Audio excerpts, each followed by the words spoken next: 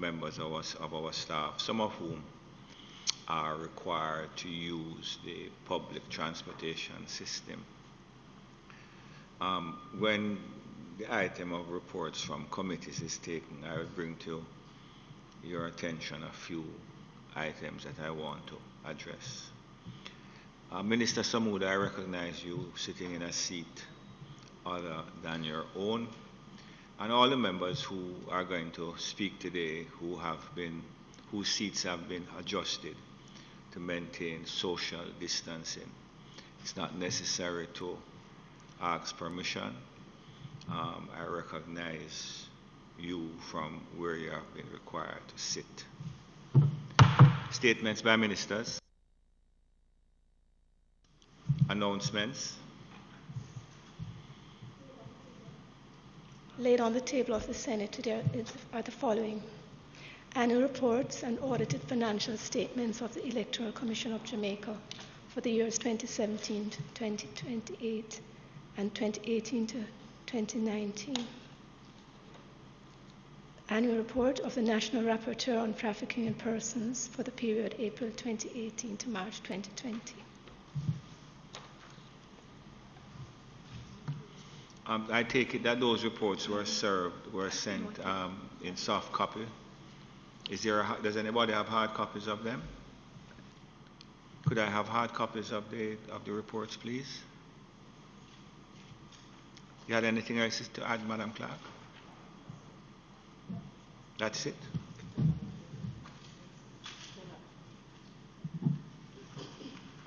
Bills brought from the Honourable House of Representatives.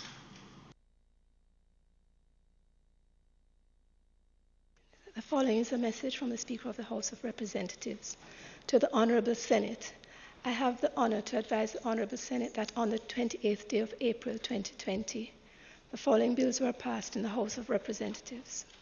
A bill entitled An Act to Amend the Registration of Titles Act and for Connected Matters, passed without amendment, and a bill entitled An Act to Amend the Registration of Titles Cadastral Mapping and Tenure Clarification, Special Provisions Act, and for Connected Matters, passed with 3 amendments. Signed, Pernell P. Charles, CDJP MP, Speaker of the House of Representatives. Houses of Parliament, May 1, 2020. Mr. President, on behalf of the Leader of Government Business in the Senate, I signify her willingness to take charge of the bills. A bill shortly entitled The Registration of Titles Amendment Act 2020, and a bill shortly entitled The Registration of Titles, Cadastral Mapping and Tenure Clarification, Special Provisions Amendment Act 2020, read a first time. Mr. President, I beg to give notice of a second reading of the bill. Would you repeat that, please? Mr. President, I beg to give notice of a second reading of the bill. A bill shortly entitled, I just read the short title. No, just read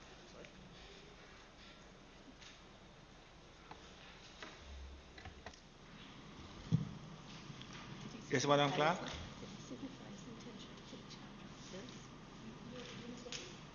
Petitions. Turn off your microphone. Papers. Reports from committees. At this item, I wish to just indicate to the members of the Senate that the Standing Orders Committee of the Senate has been proceeding apace in an effort to bring the technological developments that we see as necessary during this time into reality by bringing the standing orders of the Senate in line with what we are doing. Now, you will recall that last week we had passed a motion permitting the committee to meet virtually. And we had a meeting this week virtually. But what I'm reporting is that during the meeting today, which was held here at Garden House, one member joined the meeting from his home. So we have taken the matter one step further. where we are not only keeping meetings virtually, but we are keeping a hybrid version of that meeting, where members who are not in a position to attend, in fact, attend the meeting virtually and participate. So we are making some progress, and I wish to thank all the members of the committee without identifying any single member, all the members of the committee, and I wish the Senate to recognize the contribution that they are making, because we had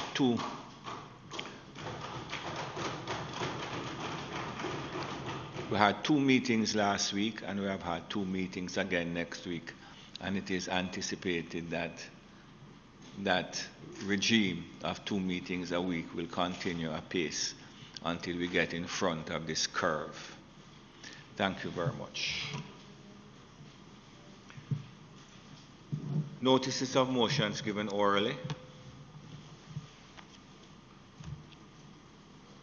Questions and answers to questions. Motions that may be made at the commencement of public business requiring notice. Motions relating to the sitting of the Senate. Motions for leave to introduce bills. The presentation of bills without the leave of the Senate first obtained. Public business. Mr. President, it is intended today to take item number 2 on the order paper, which is Tourism Workers Pension Scheme Regulations 2020.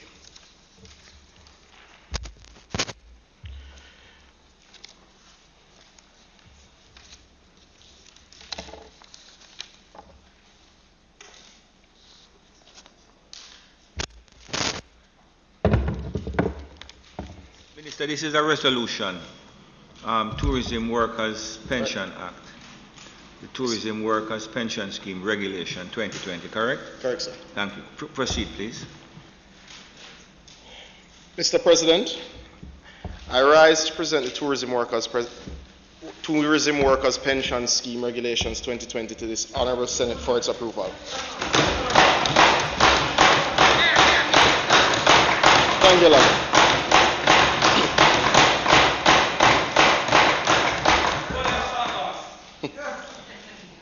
It is timely that we consider these regulations, as it is indeed the International Day of the Worker.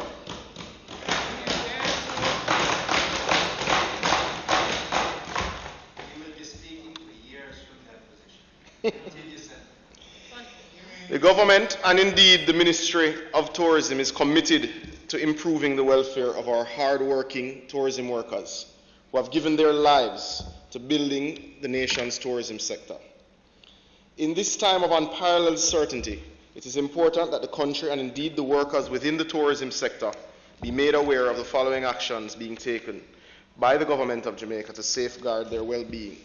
And these include the allocations being made to workers who have been laid off through the We Care program, the creation of COVID care packages and purchases of initially of $10 million worth of excess produce from RADA for workers who are struggling, the effort to continue to upskill the workforce during the downtime because of COVID and through its online training portal, which has seen over 7,000 registrations thus far, where they can be certified by the HEART NTA as well as the American Association of Restaurants.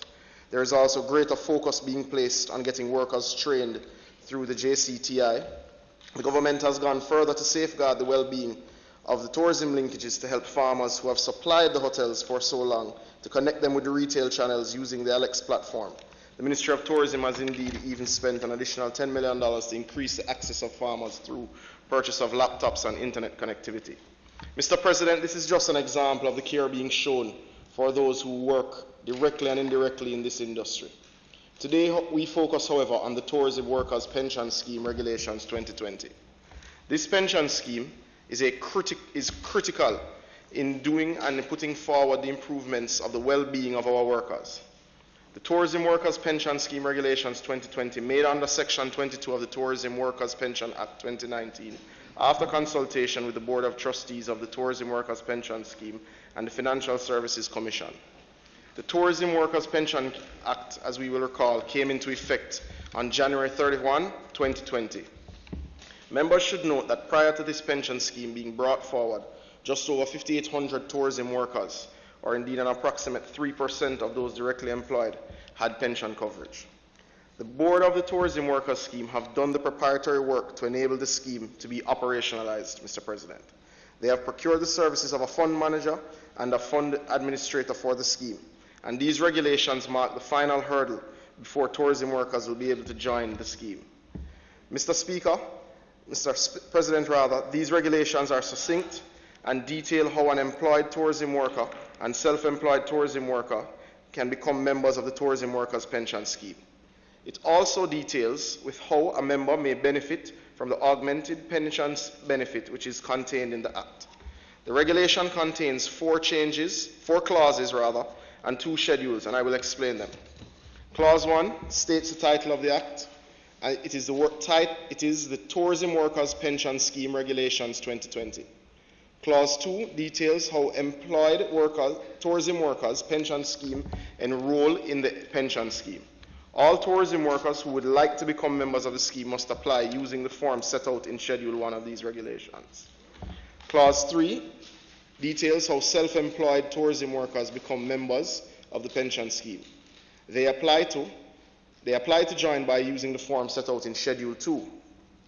Clause 4, Mr. President, deals with workers who are age 59 but have not yet reached the 60th year. When the tourism industry reopens, employees within this age group will be specially targeted, as they will have a limited time period in which to save for their pension. However, if these workers and self-employed workers do not save enough to meet the minimum pension, then they will be able to qualify for the augmented pension benefit. Mr. President, for a member to benefit from the augmented pension, the fund administrator must provide the Board of Trustees with a statement detailing the contributions made for and on behalf of the member and the frequency of contributions. The fund administrator must also certify that the funds in the member's retirement savings is insufficient to purchase the retirement minimum pension. Mr. President, this augmented benefit will be eligible for all members who join the scheme within the first 365 days of the inception of the scheme. That means the augmented pension benefit will be available to all members who join by January 30, 2021. The first schedule details the information that an employed tourism worker must provide to the fund administrator in order to become a member of the scheme. The information in it includes the employee's name, address, TRN number, their employer's name and address, as well as the member's contribution rate. Mr. President, the second schedule details the information that a self-employed tourism worker must provide to the fund administrator in order to enroll in the scheme. The information is similar to the previous form but requires the self-employed person to state which subsector of tourism they are associated with, and requires a self-employed tourism worker to declare their income. In closing, Mr. President, the passage of these regulations is timely and paves the way for tourism workers and self-employed tourism workers to join the scheme. It is now time for the GOJ to give back so these fine tourism workers can retire with their dignity and financial security. We are all aware of the importance of benefits to those who retire. We have all had to assist our loved ones who are indeed past the age of retirement, even those with pension. So passing these regulations and getting this plan rolling, Mr. President, is absolutely important to safeguarding the lives and livelihoods of these tourism workers to whom Jamaica owes so much. With that, Mr. President, I put it to my colleagues for consideration.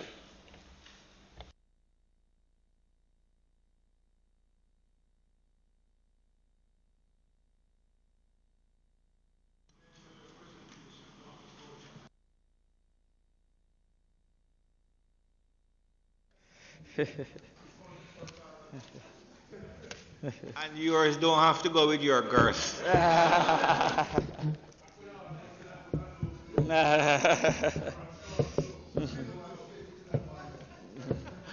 Thank you, Minister Samuda.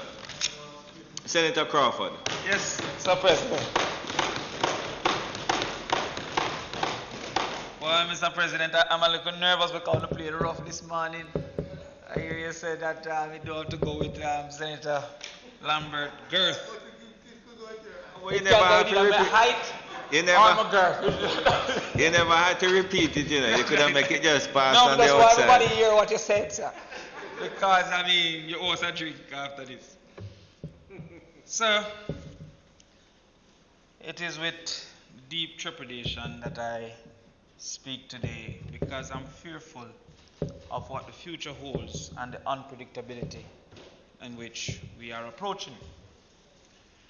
I congratulate Senator Samuda on making his first effort in leading, but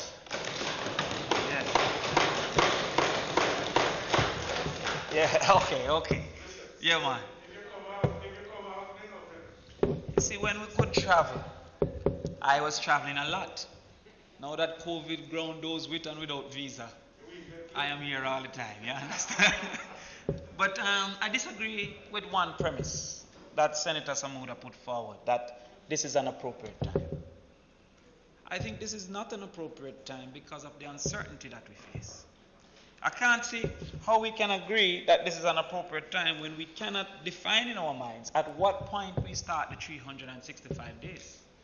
There is within this document at clause 4 that says that within 365 days, page 2, a person shall only be eligible for consideration for an augmented pension if this person enrolls as a member of the scheme within the first 365 days from the date of commencement of the scheme.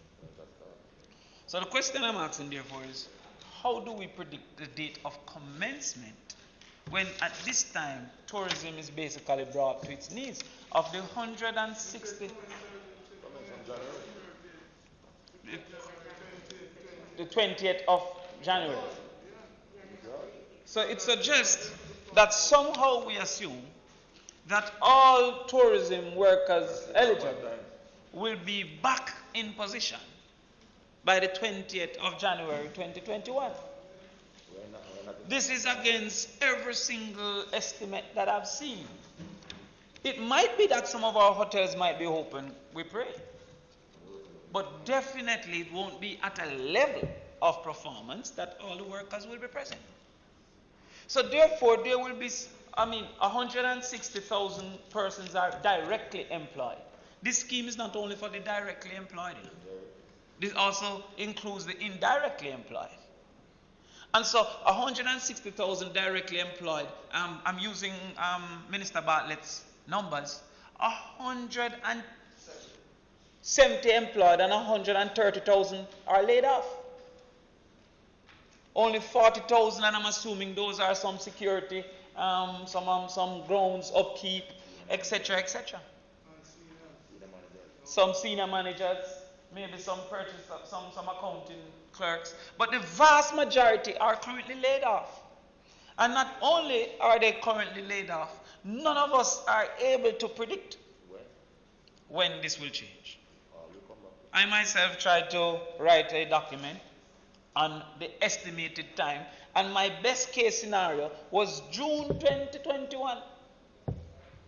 And most likely case was winter 2021. And that is with the assumption that one, the United States or the generating markets perceive that it is safe.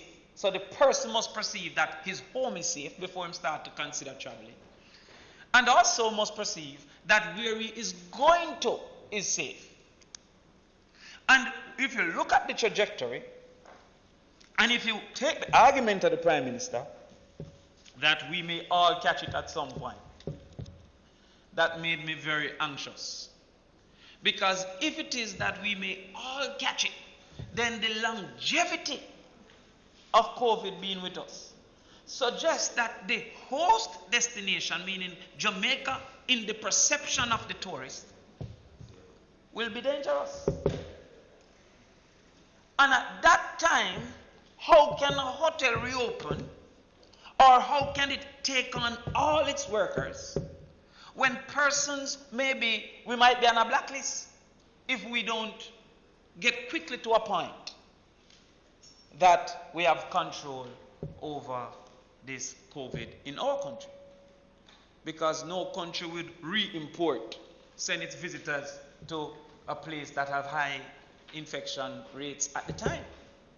So when we look at what is being suggested by the Ministry of Health, I think they said that we have approximately another 2 months to go.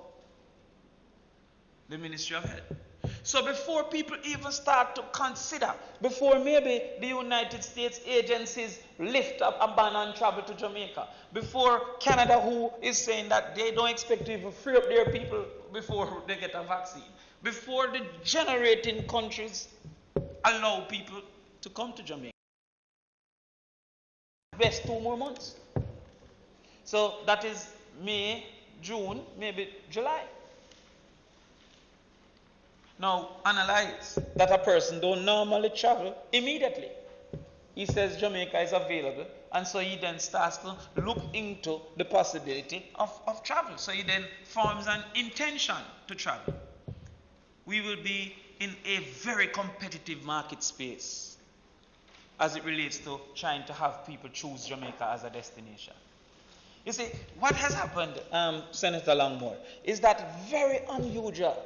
You have a crisis in a home destination and a host destination. Normally the home country have something, the host country don't.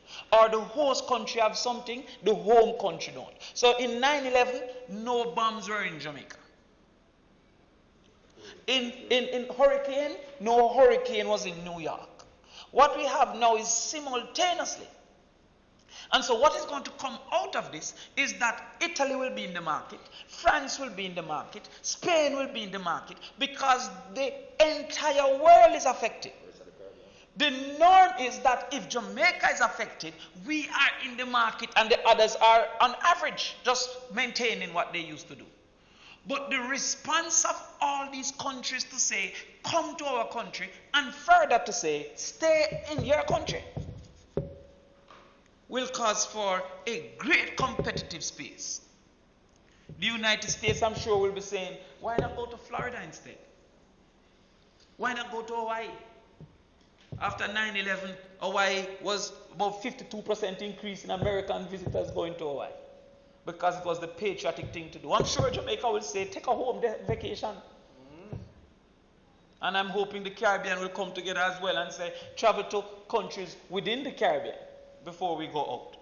But that high level of competitiveness, in fact, after 9/11, Senator Brown, New York spent $40 million in travel promotion. 40 million to them. But then the UK responded with 57 million US. Can JTB equally respond? Because the UK will be coming out. The United States, state by state, will be coming out.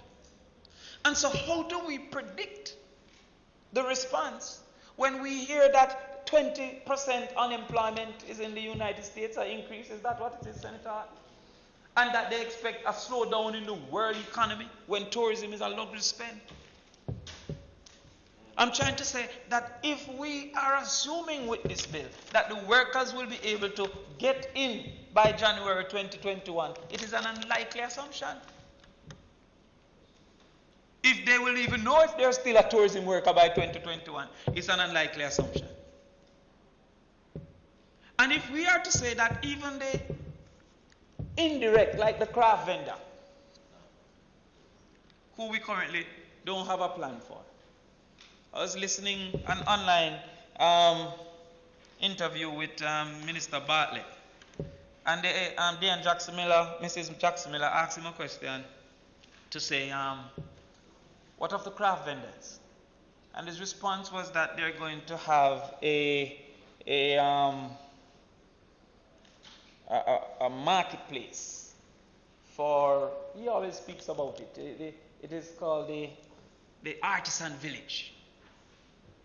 The reality is that the majority of people in the craft centers are not artisans. They are vendors of craft. They are not makers of craft. So if your response is to make an artisan village that is in addition to the craft market, the craft vendors are not artisan in and of themselves. An artisan village could be an attraction where you go and see how craft is made, and you look and you're excited by the transformation from a log to a parrot. But the average purchase within the craft market, it's not an artisan.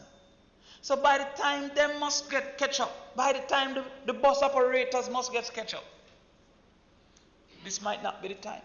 We might be putting the cart before the horse. Now, remember, I am personally tied to this because I personally worked on it. But I'm saying that we are at risk at moving too fast a pace with the uncertainty that we face, especially with a deadline for application for those over 55 to get the augmented benefit.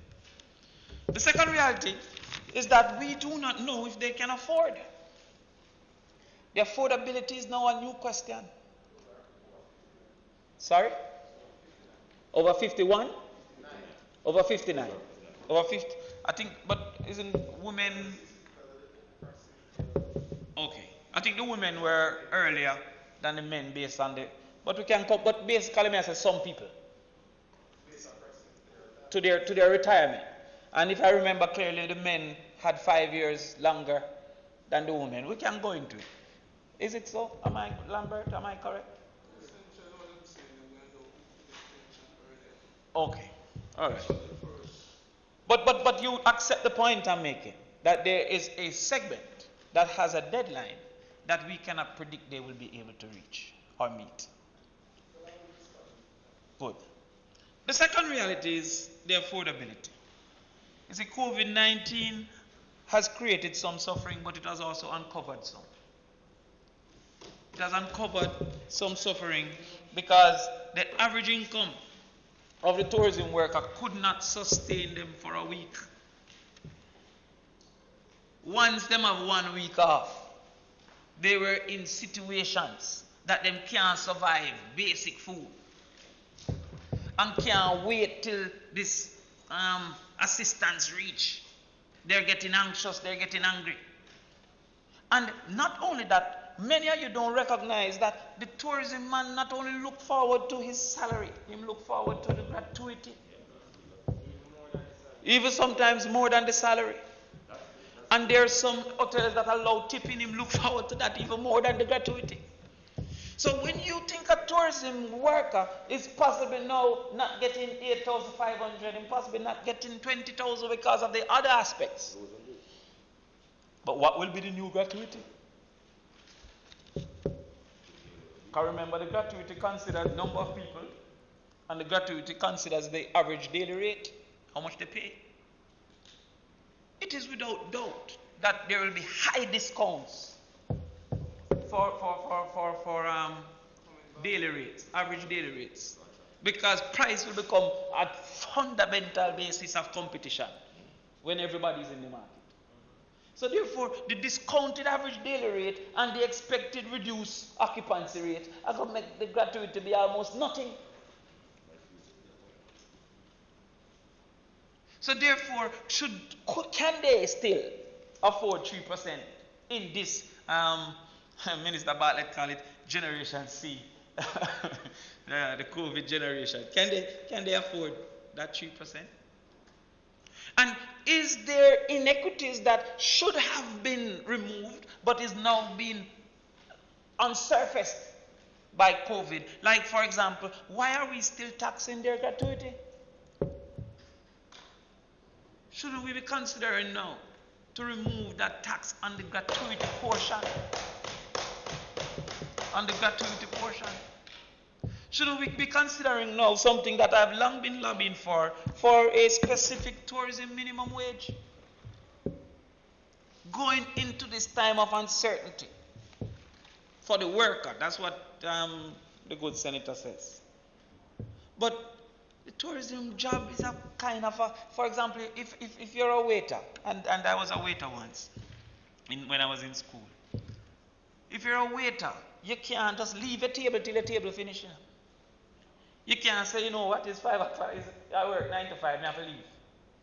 You can't pack up your decks like normal. If a man sit and eating and drinking and having a good time with his friends, you can't just leave because your time has elapsed. You can't nudge them and say, boss, me have to go. And so there is a specificity. Is that all right? Yes, sir. All right. No, me and him have the same deficiencies. It's running in the blood. But if there's a specificity to tourism work that I believe requires consideration for a specific minimum wage, as we do for the security guards, because there is no certainty of time. There is that consideration that we have to have.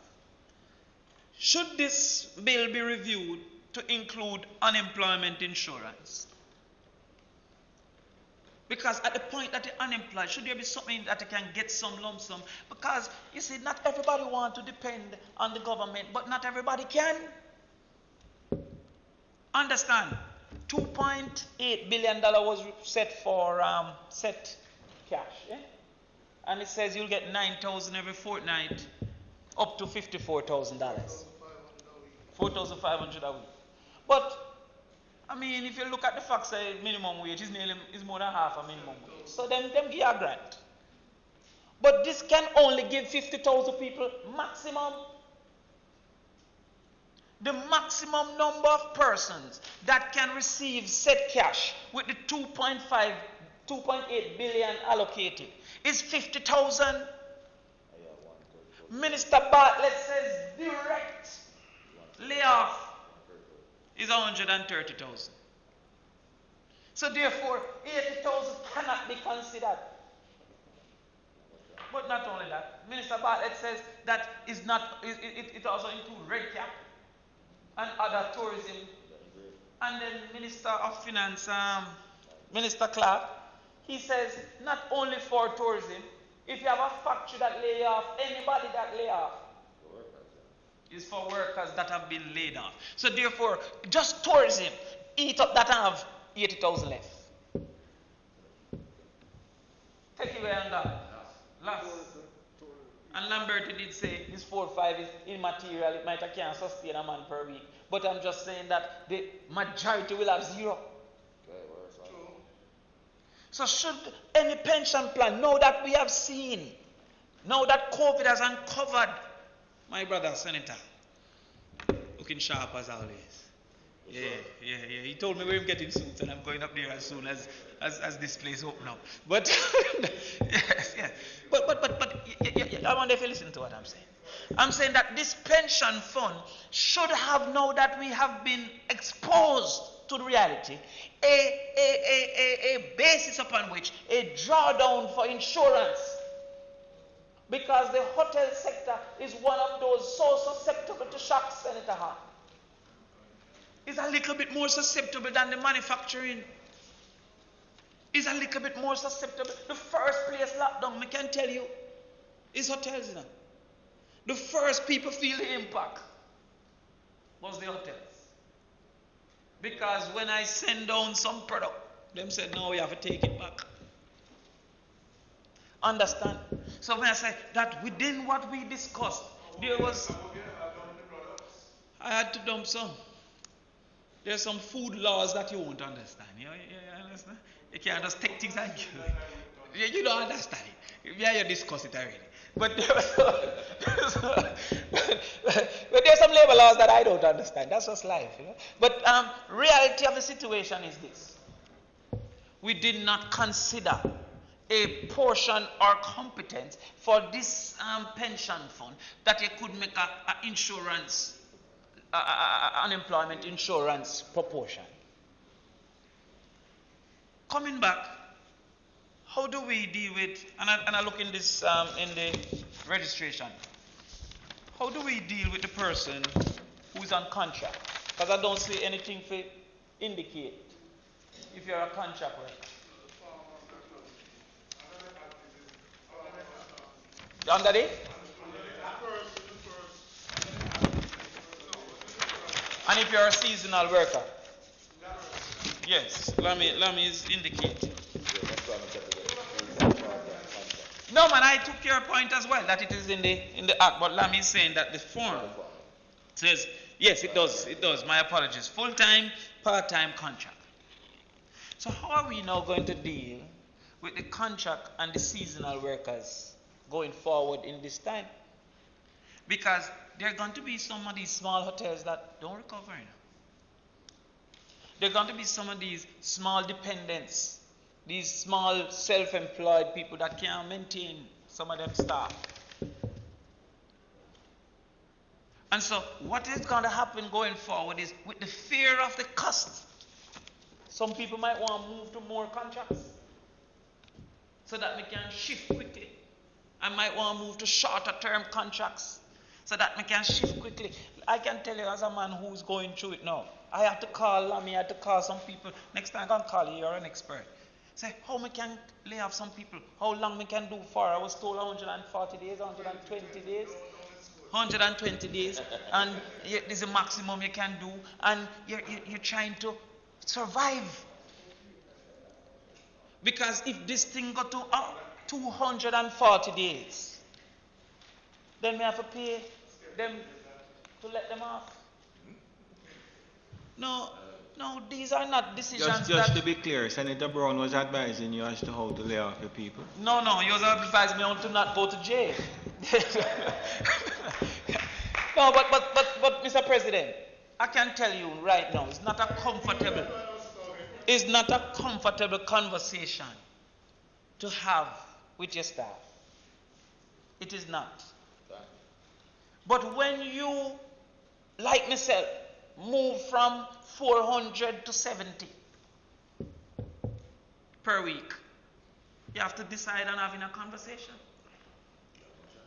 So when you got to have that conversation, it is free to you, quote unquote, for 120 days financially, but it is not free emotionally. When one of your people say, I owe 5,000 out of the 8,500, you're not going to pay me. For last week. Understand? But what it means is that after 120 days, I have to pay 2 weeks severance. That's how you go. So imagine if I had 100 people. No. No, but I'm showing you what. No, let us. No, Senator Webby, let us try to explain the seriousness of the situation. The cost consideration that you have after 120 days, that's 4 months. And so, because you're not, I didn't know of it as a businessman.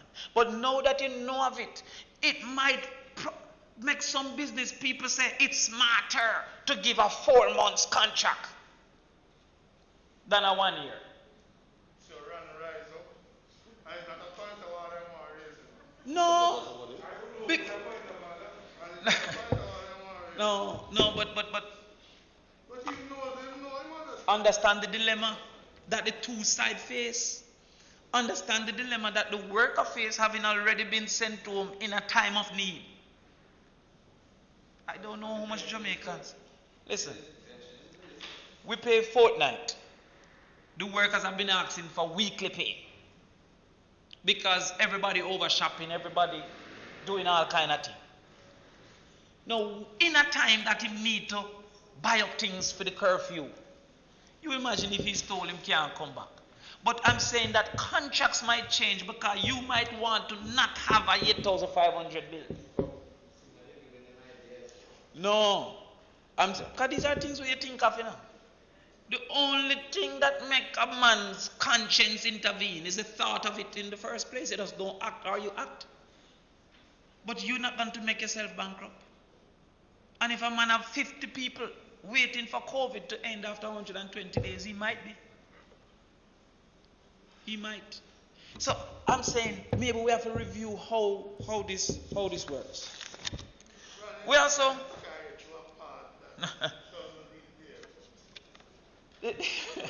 Yes, yes, yes. But these things have to be reviewed. We have to look as well, Mr.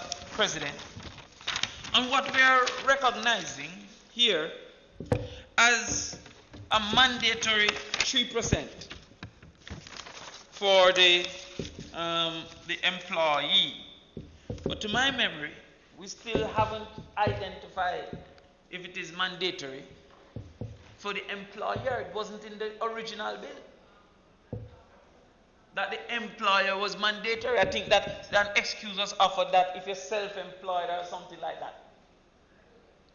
But also, it says here that page Form 1, it says, are you in an active approved retirement scheme, ARS, or approved superannuation fund, ASF? Yes or no? If yes, please indicate. Then it says, do you wish to discontinue contributing to the above ASF or ARS and enroll in the tourism workers' pension? Whose decision is that? Is that the worker's decision in and of him or herself? Is that the company's decision as a totality? And how does that affect the existing ASF, ARS if 50% say yes and 50% say no? Whose decision is it? And will some of these funds survive COVID? Some of these funds was in particular stocks that lose so much money. Some of these funds was expecting some what the BOJ banned recently. Some was expecting some when they get their stocks, some dividends. I have to look into some of these. So I propose to you that there's no immediate haste with the circumstance that we face. I propose to you that this particular haste might actually make waste if we don't consider some of the things that are to be considered. And I propose to you that definitely January 2021 is too soon a date for any person to lose contribution. I know that we have already transferred 250 million, and I reiterate for the benefit of this House, Mr. President, my ask that yearly a contribution should go to the pension from the TEF. The TEF earns about $8 billion in taxes, and Jamaica's tourism is based highly on the hospitality of its people. If we don't recognize the losses that these people will sustain and the insufficiency of a pension based on those losses in the short to medium term, then we will be in problems. So I believe that, sorry? The amount? Yes, yes. But the current regulation said a one-off contribution of $1 billion. And that in the main was to sustain those who have been too old to make a sufficient pension. I'm saying that generally, based on the income bracket of the tourism worker, based on the fact that they seldom have any cost reduction at age 65, unlike people who have a mortgage versus people who have rent, and based on the sustainability, that we should continue to put a continuous contribution from the team. And I think that in this time it is even more important with the uncertainty that they face. The actuaries say we need 500, 200, 100. Yes, it is not within my purview. So, Mr. President, with that, I thank you.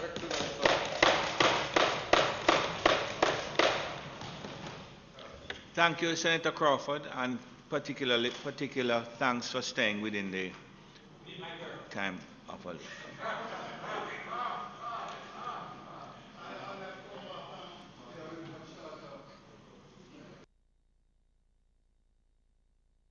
Thank you, Senator Gale. Thank you, Senator Crawford. Senator Gale.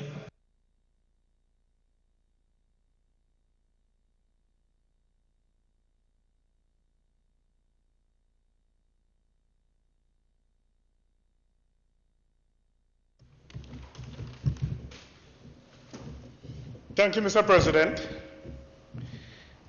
Mr. President, this piece of regulation comes on or is presented on a very important day. the International Day of the Workers.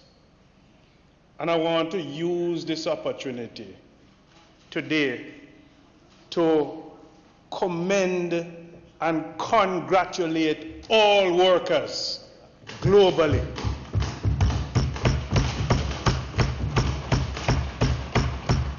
for the work that they have been doing in the most challenging time.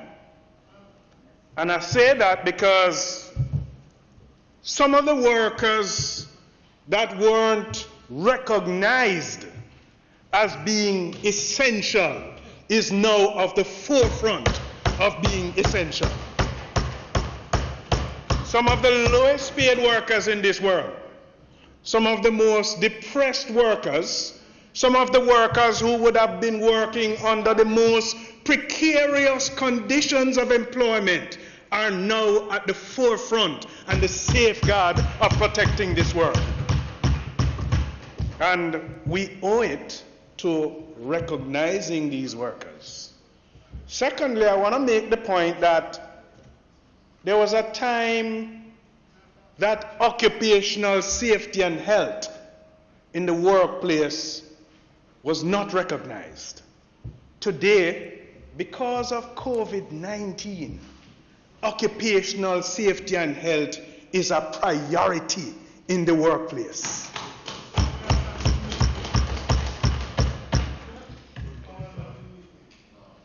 And so, we recognize the worth and the value of workers. But we not only must recognize the worth and the value of workers, we must protect and continue to protect the rights and the value of workers. So, President, this pension regulation is important. The government would have enacted a very important piece of legislation that gave rise to workers starting from age 59 in the sector to be able to contribute and benefit for pension arrangements. The positive factor is that it covered not only permanent workers or self-employed, but it included all workers in hotels, guest houses, those employed in related industries, the craft vendors, tour operators, the red cap porters, the carriage operators, and workers, sir, even at attractions. And just to remind that the scheme for start would have received some funding. Now, for those of us who represent workers in the tourism industry as trade unions, and we would have promoted pension arrangements, whether it be formal or independent, one of those suggestions that we would have made and would have attained agreements on is that whilst there is a contribution to the ASF or the ARS, that the employer also contributes to complement the fund. And so, Senator, I agree with you that if we are going to enhance this fund, then annually there ought to be a contribution to complement it. So, President, we see persons contributing initially 3% up to 3 years and 5%, and that it will be matched by the employer. As part of the work that the ministry had done was to ensure the awareness. So there were a number of tourism workers' pension sensitization sessions held. We now have the regulation that is seeking to treat with the enrollment and the application process. And that is what this is seeking to do. It comes at a most unfortunate time when we have this disruptive virus that would have created a pandemic, bringing the industry to its knees. And there are times, Mr. President, when the clearest blue skies would have been obstructed by dark clouds. And this is one scenario. We never expected this. We never anticipated. But it's the reality. And thousands of workers would have been laid off. Hotels temporarily closed. Beaches and attractions turned ghost towns. And the effects is that the entire world, all tourist destinations have been impacted. That's a reality. And that's the reality that confronts us. The government would have swiftly responded by setting various care packages to support those who would have been impacted. And I want to use the opportunity, Mr. President, to commend the government for swiftly responding. There would have been an offer, Mr. President, for free online courses with certification presented to workers in the sector aimed at upgrading the skills and experience of workers in the sector during this downtime. Mr. President, a number of workers would have applied, and it's a good thing because in this downtime, it gives them the opportunity where they may not have had the time because of the exigence of the job to do some training, some upskilling, and some upgrading with certification. It is a positive thing. There would have been also, Mr. President, the setting up of the COVID-19 task force specifically for the industry, with broad stakeholders to ensure consultation. And I want to urge, Mr. President, that the recommendations that are going to be presented, they must be taken on board once they are positive and effective and utilized. Because this is a situation where it requires, Mr. President, all hands on deck. All hands on deck. The fact now that we have regulations that can't be used at this time in its full effect, it does not stop the administrative work from taking place. And so all the administrative work between those who are going to be the fund managers and the providers and the various HR teams and components must be getting the documentation right. So there are no hiccups when this thing is about to start. Mr. President, naturally, anyone would have concern with, what is contained on page 2. The eligibility within a particular time frame. Because none of us can see the future. We don't know when this thing is going to open up. We don't know when some of these hotels are going to start receiving guests.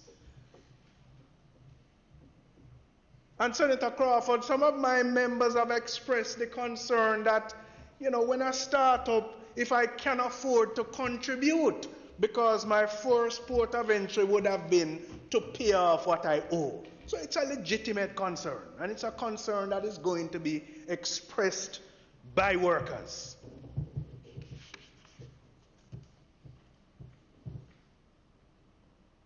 You made a point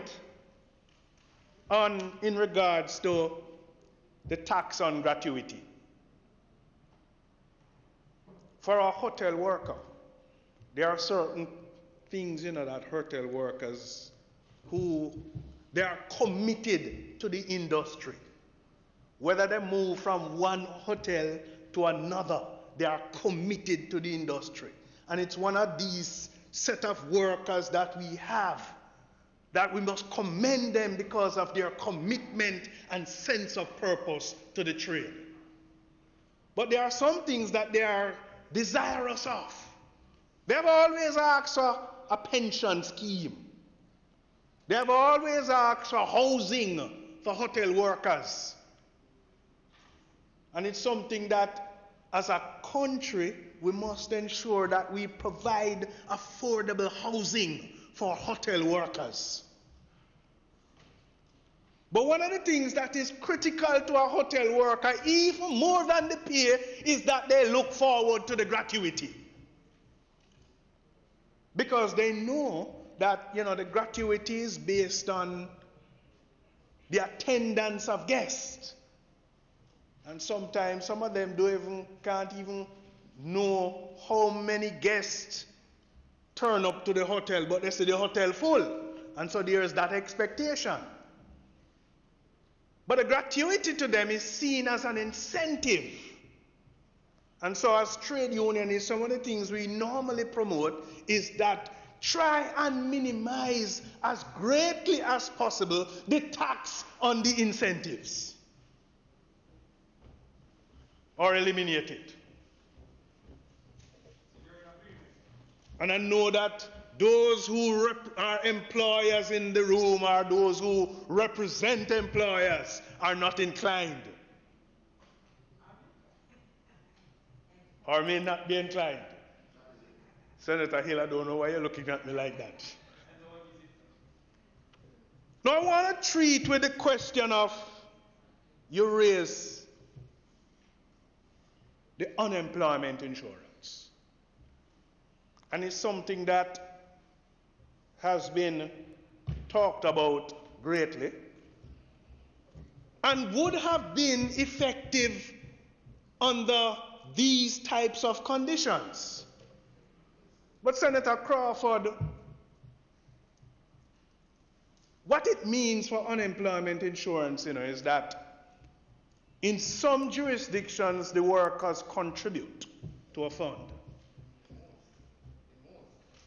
And no, not most. Because in some of the first world countries. But the challenge that we have is that you have situations where employees would contribute to a fund. And the amount is deducted from their earnings. But like the NIS and the NHT, employers are not in compliance. And so you run the risk of doing the contribution, and when it's needed, you hear that it's not paid over. And so compliance is essentially important under these circumstances. The other thing is that there are those who want to repeal the Employment Termination and Redundancy Payments Act and substitute it with unemployment insurance. As trade unionists, we are not in support of that approach. Because redundancy is for simply a termination of employment, not under the guise of layoff. Not under the guise of layoff. Now, one of the things that we need to treat with under this layoff, because a number of workers, a great degree of workers would have been laid off under these circumstances. And under the rubric of the Employment Termination and Redundancy Payments Act, you have the 120 days. It don't stop a situation, where depending on the circumstances, whether you want to continue that layoff period. Because there are some workers who say, I don't want to be terminated. I would prefer that there's a reopening of employment and so that I can have back my job. You have another situation where, take the hotel industry. So they had to close because no guests were coming. And you expect no guests. So the option there was to lay off.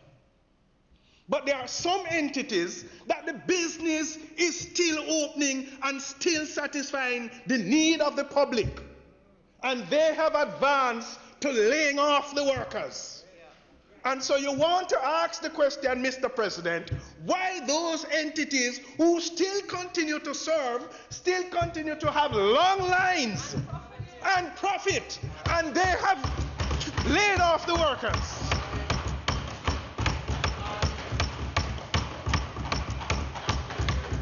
Why a franchise that is serving the public food in the first interest has sought to lay off a percentage of their workers? When you have long lines and serving mega meals, the big deal should have been that those workers be given the opportunity for job rotation. How do you determine who eats from who don't eat in a situation like this? Mr. President, under these circumstances where we are facing a crisis, consultation must take place with the workers. And every effort must be given. Every effort must be given, Mr. President, to save employment.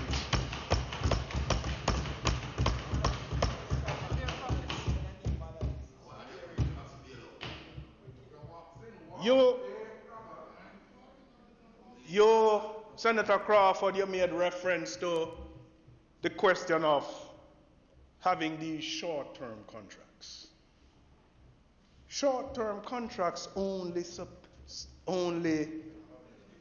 treat with the needs of the employers. Workers are exposed greatly, and they are taken advantage of because of these short-term contracts. It never came across like that, but I understand. Mr. President, during these times, tourism leaders and players, there are some things that they should be doing to be able to respond effectively to the impacts of COVID-19. And they must ask themselves the question, what we should be doing right now during this time of crisis? Should we stop marketing our destinations? Do we need to throw out the plans we have and create new ones? When will this thing turn to normal? What will be the impact of the local economy? So, President, whilst some of us are working from home, we should not stop planning. We should embrace the consultation between various stakeholders. One of the things, that we should have been doing at this time is to determine in the startup whether or not we can provide amenable rates and attractions for our locals to be utilized in some of these hotel industries. Promote marketing for the locals. We should also advocate for, this is a downtime, that we should be advocating for improvements in the industry. This is a time when we should never forget the workers who would have supported the industry. And I urge the hoteliers and the employers to stay in touch with your workers. This is a time, Mr. President, when there is a downtime. So all the things that you could never have done because of how busy you are treating and meeting with guests, this is the time that you should be treating with those issues. Whether it be redesigning, fixing up. This is a time, Mr. President, when we must recalibrate and create a new experience for Jamaica. and the region. Mr. President, we must reinforce the message that whilst our guests and tourists are staying at home, Jamaica is a destination that offers endless horizons waiting for you when you are ready and able to get up off of your couch and travel. And I'm convinced, Mr. President, that it will be the destination with the strongest tourism leaders that will be the ones to come out of this crisis the fastest and with the strongest tourism industry. And so we must exploit the downtime to plan. In closing, Mr. President, I want to commend a particular hotel that my trade union engaged with as an employer partner. There was a need for room space for quarantine. And without hesitation, the Grand Bahia Principe Hotel responded in the first instance with 250 rooms. I want to commend the Grand Bahia Principe Hotel for, without hesitation, coming out of the blocks and making that offer. It demonstrates the highest quality of an entity that is a multinational that has displayed its corporate social responsibility. And in my mind, I view it, Mr. President, as a 5-star approach. And I want to commend them. And whilst we are insisting that we must minimize the risk of the exposure of COVID-19, and we must do all that is possible to ensure that if there's the need for other space for quarantine, I encourage and urge others to extend themselves. Mr. President, I welcome this regulation. It is a positive for workers in the industry. And we hope that it is utilized to its best benefit. May it please you, Mr. President.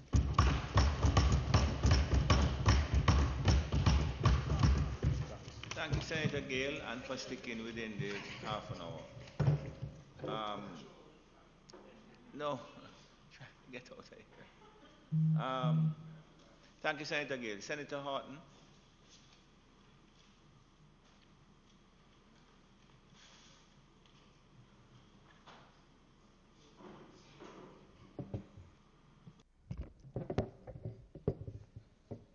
Morning, everyone. Morning again, Mr. President.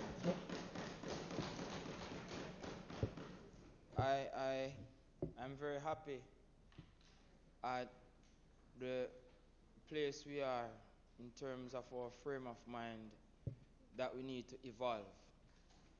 But evolution in and within itself does not only take the form of buildings and the form of preparation in a particular industry, but it's realizing that in a time like this, there are a myriad, there are different aspects of the economy that must come together for us to survive. It is essential that we pass this tourism pension bill, and it is essential that we put the act into operation. But as a person who understands investment, and a person who understands that from every crisis creates opportunities, then it is important for us not to only think about putting the act into play, but to think about who are the financial houses that will be managing these pension plans. Who are these financial houses that will be holding the monies for these tourism workers, and how will the monies be used to ensure that there is long-term compensation and sustainability for the particular industry. But the world is changing. This COVID-19 crisis has illustrated to us that the tourism industry is very susceptible to global geopolitical and health occurrences. God forbid if this was, for example, a nuclear attack, then how would we approach it? We realize that fundamentally the idea that we must put such a heavy weight on the tourism industry because it provides employment for us, because it gives the government an ability to have a presence in international negotiations through tourism, does not necessarily correspond with the reality that we face in Jamaica. Reality number one, the tourism industry has never yet provided an income that is sufficient for its workers straight across the board to survive. Many of them have to be working extra hours and they rely significantly on the gratuity, which is why I support my colleague Damian Crawford when he calls for a removal of the tax on gratuity for tourism workers. I myself is from Montego Bay, and this is the most significant complaint that I've received, that the tax on gratuity is a burden to many of the people who work in the industry. As a result, if the government wants to assist them, first and foremost, the pension is important, but the tax on gratuity should also be removed. And the industry itself is so susceptible to shocks that now we are wondering how do we evolve. And I must say, I want to commend Vistaprint, who has made tremendous efforts to keep their BPO and other facilities in operation. And what they have done, I heard that they have rented a hotel and have placed their workers in individual rooms in quarantine so that they can function in the meantime. And that is innovation. That is product and input diversification. I mean, if some of these BPOs in Kingston and surrounding areas understood those best practices, then maybe with the downfall in the rent of Pegasus and Courtly and these hotels, they could have easily rented them out at a lower cost and isolated their workers very similar to Vistaprint. The point I'm trying to make here is that the world is changing and businesses are innovating to survive, which means also that the country's economy must also innovate to survive. The gig economy is now becoming more important, and what do I mean by the gig economy? It's contract workers, people who are not formally employed to a particular place but are in ownership of their own ability to work. And this gig economy is the new world. It has afforded applications like Fiverr, where you go and you list your service and people can find you at a reasonable rate. Applications like Uber, where you pay from your cell phone for a taxi service that comes to you and you travel. And you realize now that the logistics that is necessary for us to survive is not just domestic. It's the global logistics, and it is logistics within the communities. So the gig economy that we are seeing, tourism workers will also play a part of that gig economy, because you'll have maintenance workers, people who are electricians who work in the tourism economy, people who are plumbers who work in the tourism economy, people who are sales experts who work in the tourism economy, people who do landscaping who work in the tourism economy, and they are part of this new gig economy that is being created in the new world. So how do we account for these people from the gig economy in this pension scheme? Yes, there is a provision for contract, but as we know, in our old-fashioned understanding of contracts, it does not meet the new needs of these people who are participating in the emerging gig economy. The money, the disease is spreading on a daily basis. Jamaica's numbers are escalating on a day-to-day basis, and we have to now find easier ways to make our transactions function. I was speaking to some colleagues in Ghana who were commending their mobile money applications that they have on their mobile wallets, that they were able to use their cell phones cashlessly to purchase goods in the supermarket. They were able to use their cell phones to transfer money via a text message. I can text Damien and transfer money from my wallet to his wallet. People who you go on text message in Ghana. So the point is, the money is passing around the disease and the virus. And we're stuck in the old type of economy where we definitely have to have physical cash. I saw Jamaica trying to implement this mobile money thing, and I went online to download Jamaica's cash app. When I look at Jamaica's cash app, they were telling me to go to a bank to pick up an next credit card. What is the sense? Why can't I use my regular credit card or my regular debit card? That is not mobile money. Mobile money is you being able to use your mobile device as the medium or the facilitator of the transaction. Whether or not we want to catch up to the new world is up to us, but the new world will continue to move. I mean, Senator Webby, I heard someone said to me, I said, well, Andre, if you implement mobile money, then Great Western Union might lose money because people in America can transfer money to their friends here without a middleman. And I was saying, no, if Western Union is a first mover advantage or their affiliates, and they link with Digicel or whoever, then they can play a part in it because the mobile money needs a wallet that is defended by a particular financial institution. So if you operate a Western Union and you also operate a financial institution, your financial institution can link with Digicel or Lime and we create a platform. Now I understand that we are the... No, I'll give them it free, man. I'll give them it free. So I understand that we are the opposition. So many things that we recommend might not be implemented because Jamaica is about politics.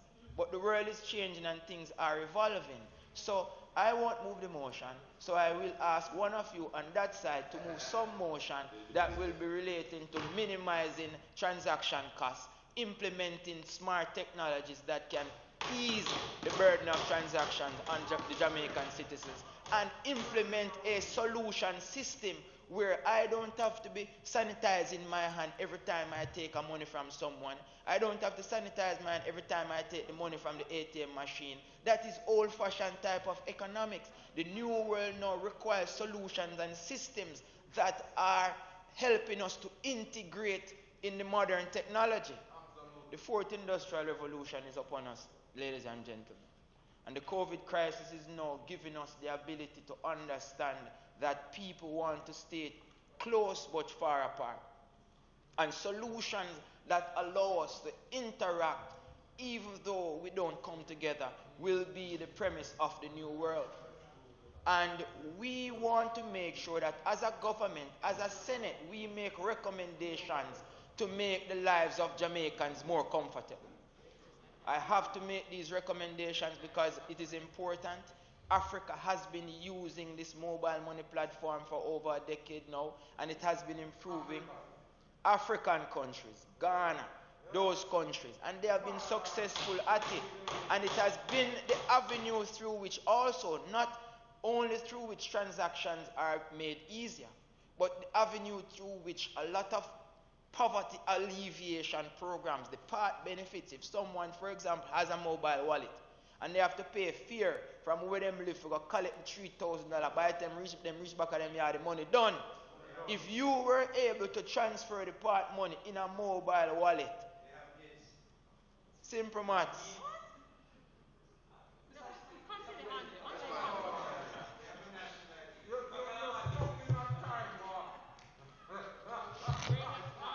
My colleagues on the government side, please, I beg of you,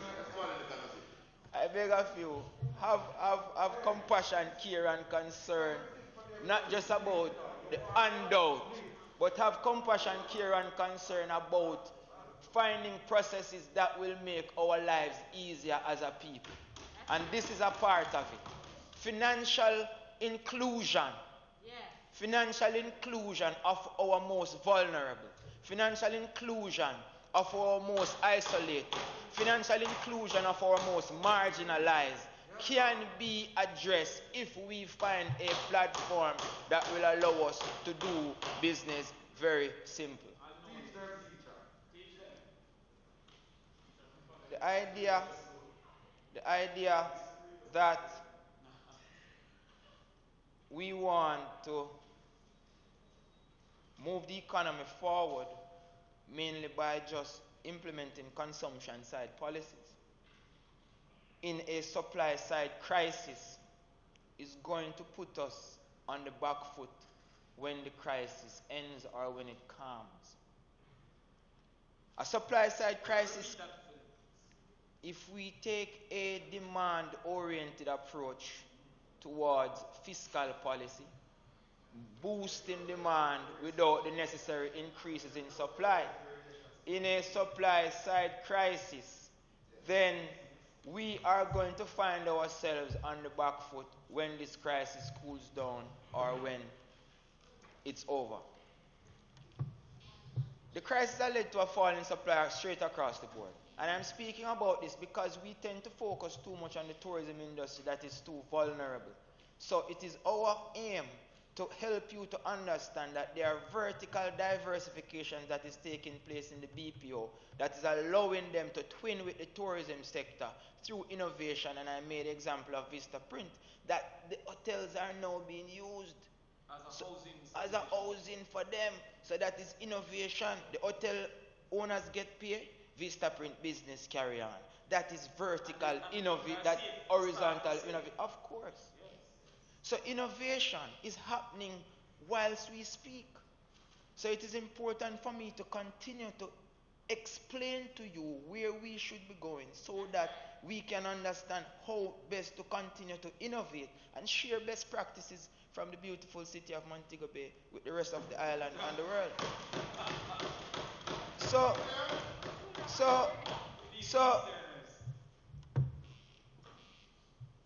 the mobile money is necessary as well. The gig economy is evolving. We now have to think about how we are going to help our craft vendors in the tourism to meet the world out there. We need to think about how we are going to help the taxi drivers who now can't get any tourists to bring around because the tourism industry is susceptible to external shock. Their pensions are now being affected. So they now have to be thinking about how are they going to substitute their current employment to pay pension if and when it comes into play, if they don't get back their job.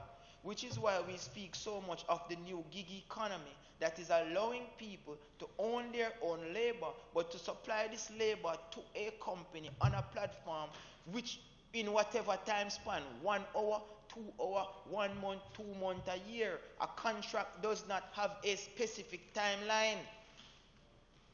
But it is indeed necessary and functional.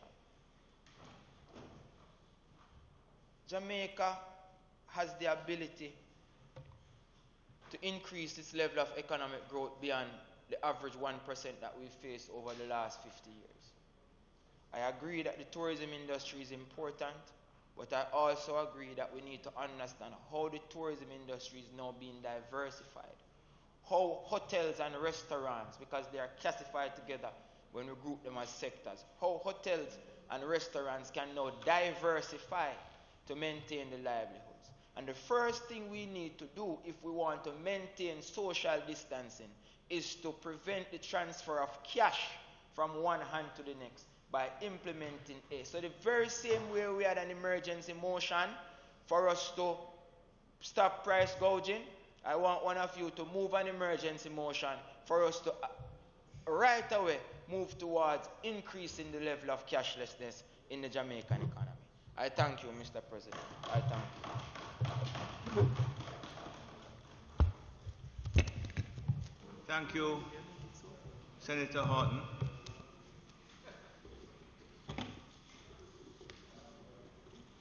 Senator Webby. Senator Scott Motley. Senator Scott Motley. Remember, tell free. Sorry, thank you very much, Mr. President and colleagues. Senator Houghton, I wasn't here to speak about financial inclusion, but let me say you have made some excellent points. A lot of research, and of course this government has been promoting financial inclusion, and I have had many discussions with the Prime Minister on financial inclusion. And it's a big opportunity for Jamaica to become a cashless economy.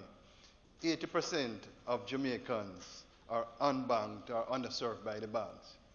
But when you do the research in terms of why, it is because the requirement to sign up a new account is so hard.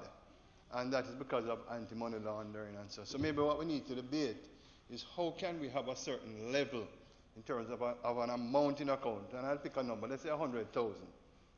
Right, that you can have. You can show only you can show your TRN number and a national ID, and you can open an account with a bank. So what we need to do, Senator Houghton, is to have that discussion and have a debate and dialogue with the Central Bank of Jamaica, the BOJ, to see how we can make it easier for that 80% to start a bank account, because they want to start the bank account. The other point that I'd make, Senator Houghton, you spoke about remittances, and while I don't want to seem to be self-promoting as a senator, I'll share some numbers with you, which I've shared publicly already. Right? So, remittances in Jamaica, as we speak, up to Friday, from my point of view, we are down 15%. That is everything included. But listen to this number, Senator Houghton, and you're spot on. The digital remittances for us is up 100%. In other words, Jamaicans overseas sending money directly to a bank account in Jamaica is growing at over 100%. And the following week it was 40%. So what this is showing you that the rate of increase in terms of digital remittances is increasing at an enormous rate. So you're right, and then we talk about other products that are there. So there are a lot of other products out there, including mobile wallets, which has been discussed for a long time. And in fact, Kenya is an example of how to do it. And everybody has studied Kenya in terms of mobile wallet. So, so just to say, I agree with you in terms of digital transformation of the economy, but there are some hurdles that we need to overcome, and it's within our control to overcome those hurdles. But I can say that we are moving in the right direction. So when we talk about the care packages that we are giving out and people have to go to a location to pick up cash, what we need to do is to convert those care package beneficiaries to bank accounts. But if you're going to ask one of those care packages, those beneficiaries, to sign up 5-6 rolls of paper, they're not going to do it. We need to simplify it for them to start a bank account. The other point that I'd like to make, Senator, yes, sir. Webby, Yes, President. you have any idea what is required to set up the local part of the transfer through any of the remittance services, so it goes straight to your account? Do you have any idea what the procedure is and how long it takes? Yeah, so it's right. So we are doing that is the part but of I the... ask you a simple question. Do you have any idea how difficult it is? It's not difficult at all. In fact, and I have to be here, we are doing it through a digital registration. So if you are a Jamaican living overseas, you can digitally register to send the money direct to somebody's account by staying at your home. But the main point that I want to make, Mr. President, for Jamaicans here that want that service to go to their bank account, a lot of them don't have a bank account because it's so difficult to set up a bank account. So I'm saying, Mr. President, if we can say that, and this is under the anti-money laundering and know your customer and thing, if we can say that anybody that is going to set up an account, and let's pick a number for 100,000, show your TRN, show your national government ID, and we'll start, and the account can be started. And you know, President, I don't want to raise it here, but you know, if we had further the needs discussion, it would be much easier to start a bank account. Sorry. That was just a point that I wanted to make. I think this. So this was Skip. ignore Skip. Senator Webby. Senator Skeffrey. Senator Skeffrey. Senator Scott Webby. Matley. Senator Scott Matley. Senator Scott Matley. So, Senator Webby, let me just get an understanding. I see you agreeing with me. Senator Webby. Yes, Mr. President. The suggestion that you are making to me finds great favor with me. What you are saying is that you would have a different level of bank account, that you would only be permitted to put no more than say 100,000. And I just pick a number. And that would not be subject to the rigors of the money laundering. Yes. So in other words, if you start an account with 100,000, and I picked a number, it could be 200,000. Show your TRN, show your national ID, and you can start an account. That is my suggestion. Yeah, but average size, and let me move to that in terms of thing. The maximum, the average size, right? We have done a lot of research on remittances, right? The average size of a remittance, Senator Crawford, and this is important for the country to understand. A lot of research has been done on it in Jamaica by my company, right? The average size of a remittance is $200 US. But listen to this, 95% of every $1 of remittances is used to buy basic food. Not luxury food, basic food and medication. Right? So all I'm saying is that let us make it easier to have a seamless. What? Senator, move the motion. I'm absolutely 110% sure. Sorry, Mr. President, I know we have drifted a bit off of the thing, but I thought it was important that I raise these points. I raise these points on my feet. Mr. President, the other item that I'd like to raise, which was raised both by Senator Crawford and Senator Gale, which I find favor with, is the whole issue of the unemployment insurance. And I think it's timely for us to have a debate and a discussion on that. Let me say that of the 33 countries in Latin America and Caribbean, only 10 have an unemployment insurance benefit, and it's called UI scheme. And when you look on the reason why this is so, is because it can be very, very, very costly to the government in terms of how do you fund an unemployment insurance scheme. And that is why, Senator Gale, the new ones that you would read about and study is actually a contributory scheme, where the potential beneficiaries of a scheme would put funds in and the government would match it 2 to 1 or whatever. I particularly like Senator Crawford, the model from Chile, where they do it it was done on a phase basis, very transparent and very open. And I would suggest we're going to debate this further in this house. Let us look at that as some sort of a base where we can start. It's a very, very good model, the Chilean model. The other point about that, and I've heard the debate, is that why do we need, Senator Brown, to create a new common fund for unemployment insurance? Why don't we look at the national insurance scheme to see if there can be some modification of the mandate to include the unemployment insurance benefit? I have not seen any study, I have not seen any actual evaluation, but I know it is being debated because you have a structure in place already, and you really don't want to duplicate what is there already. Maybe that's another discussion that we can have. But I support Senator Crawford and Senator Gale in terms of looking and having a national discussion on an unemployment or UI scheme. That meets my favor. So Mr. President, I really want to support the Tourism Workers Pension Regulation 2020, and I must congratulate our Minister of Tourism, Ed Bartlett, for really sticking to this one and getting it through. I think he has done a good job.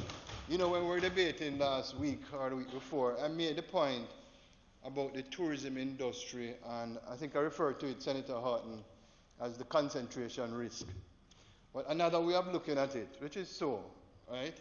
Another way of looking at it is the importance of the tourism industry to the Jamaican economy.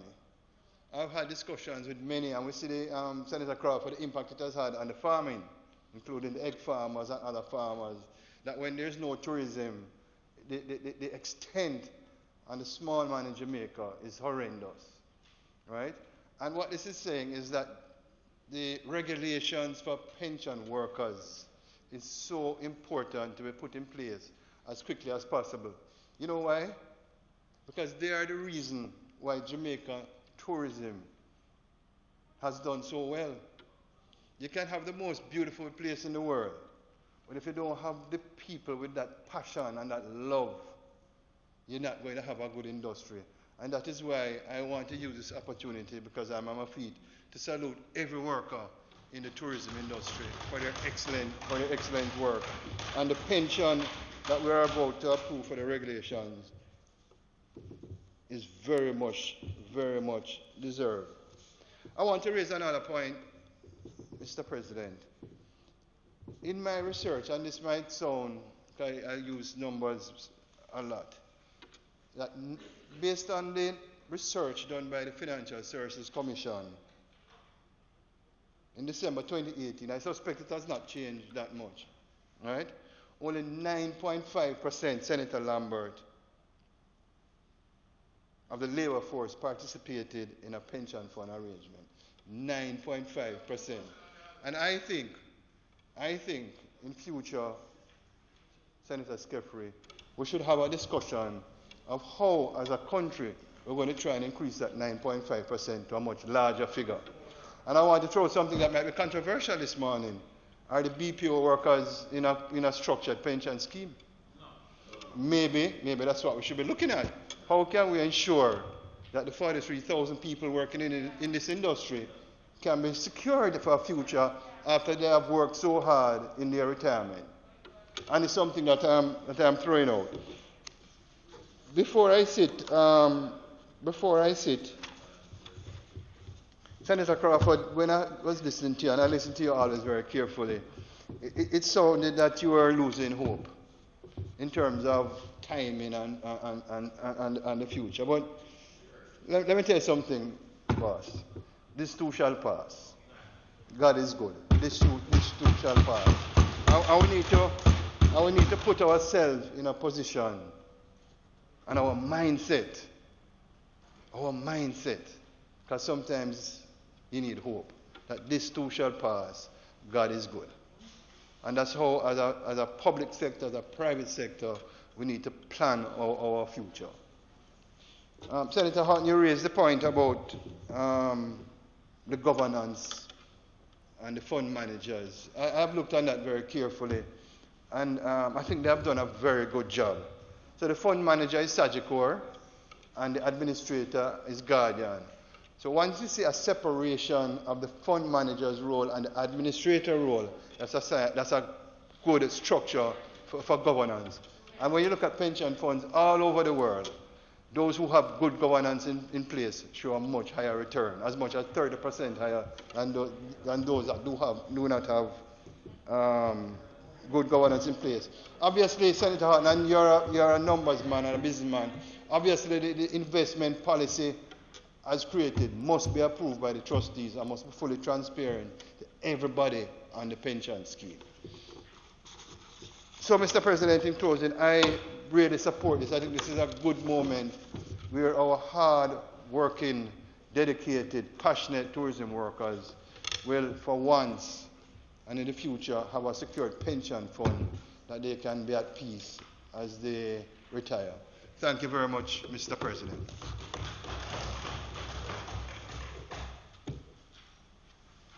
Thank you very much, Senator Webby.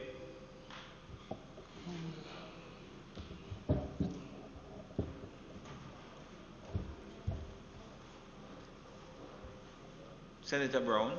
Thank you, Mr. President. Mr. President, the issue of the tourism workers' pension regulation find favors with the opposition. A lot of work on it was started when Senator Crawford was Minister of State in Tourism under the leadership of Wickham McNeil. So, some amount of paternity we claim. And we recognize that sometimes there'll be stepfathers. There'll be stepfathers. But the important thing is that the family is taken care of. So the tourism family is being taken care of. And you have our support on that. You have our support on that. Senator Samuda, as with Senator Gale, you recognize that today is celebrated internationally as the International Workers' Day. In some countries, there are marches in celebration. Many other countries today will not be marching in celebration. In the Caribbean, I see some countries are going to have virtual meetings in celebration of the International Workers' Day. And I too join in celebrating the Jamaican workers, be they in tourism, in sanitation, in firefighting, in our security force, in the manufacturing, in construction, in agriculture. Our workers are worthy and are essential to life, and they must be treated with dignity. So I join those who celebrate this day. Mr. President, just chill. Let me say, Senator Webby, to you, Mr. President, on the 2nd of December 2016, the following resolution was tabled in the Senate by me. Whereas after 50 years of the existence of the National Insurance Scheme, less than 50% of the persons eligible for membership do participate in that scheme. And whereas the statistics show that less than 15% of the Jamaican population are members of bona fide pension scheme, and I take here 9 point out, but the point is less than 15%. And whereas not only do contributions to pension schemes guarantee an income at retirement, but such contributions allow for investment in national development and economic growth. And whereas it is essential that the saving rate in our country be improved if higher levels of economic growth are to be achieved, be it resolved that the Senate establish a select committee to review and propose ways and means to encourage greater participation of the population in pension schemes and retirement planning. This is the 2nd of December 2016. What's the date? 1st of May? 2020. I'm begging my colleagues on the government side to support this non-partisan call for us to discuss investments, discuss pension, and so we can discuss all the issues Senator Orton raised and supported by Senator Webby, the inclusiveness.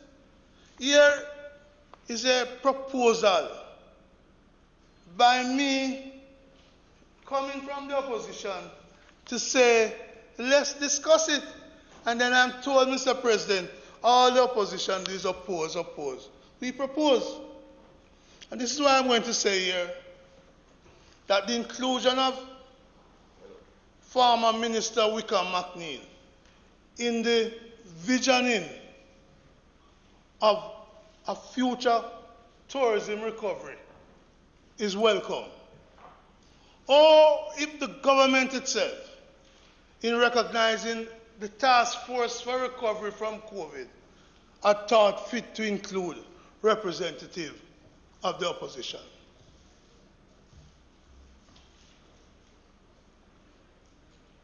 It would have been a good thing. It would have shown some amount of inclusiveness. But this government wants to deal with the crisis as a whole of government, but not a whole of country. And if you continue as a whole of government, the failings, you're going to hug them up all by yourself. The opposition got 49% of the votes. So if you exclude 49% of the voters, you can. I don't come here to quarrel. But all I'm simply saying to you is that an inclusive approach to solving problem is best. You put the same set of people you put there, but you call it Economic Growth Committee that you was big part of or still big part of, which has failed. Bring more people into the thing. And the opposition have said, as I said to the minister last week, with open arms, the opposition is willing to assist. We support. Mr. President, when I look at the resolution coming now, in the middle of COVID, I must tell you frankly, I get the sense it is business as usual. And it doesn't recognize the fundamental change globally and locally that has taken place because of this pandemic. None of us in our lifetime have ever seen our tourist industry in the state it is in now. None of us has ever seen that. It's a different time. It's a different world. And therefore, just to come with this resolution as if it was January this year, and things continue as it is, doesn't recognize the fundamental difference. I'm going to give an analogy, Mr. President, not to be bad-minded, but to show some reality. And the third, I probably can't help it, but it's a reality. On the 3rd of March this year, sitting a few yards down from the maze, the Minister of Finance was asked at the Standing Finance Committee meeting about the impact of the coronavirus on the country. What did he say? To my astonishment, he said we were fine. I had my office check the tourism figures yesterday. No cancellation. All was well. And I'm kind of saying, hold on. Probably I'm watching too much TV to realize that what he was saying is not so. Maybe I was involved in preparing speeches that recognized that the COVID had both a health factor, and as Dr. Peter Phillips and Mark Golding said in their budget presentation, it also involved an economic factor, which needed to be addressed. So we're speaking of this tourism regulation as if, Mr. President, we're still at the 3rd of March.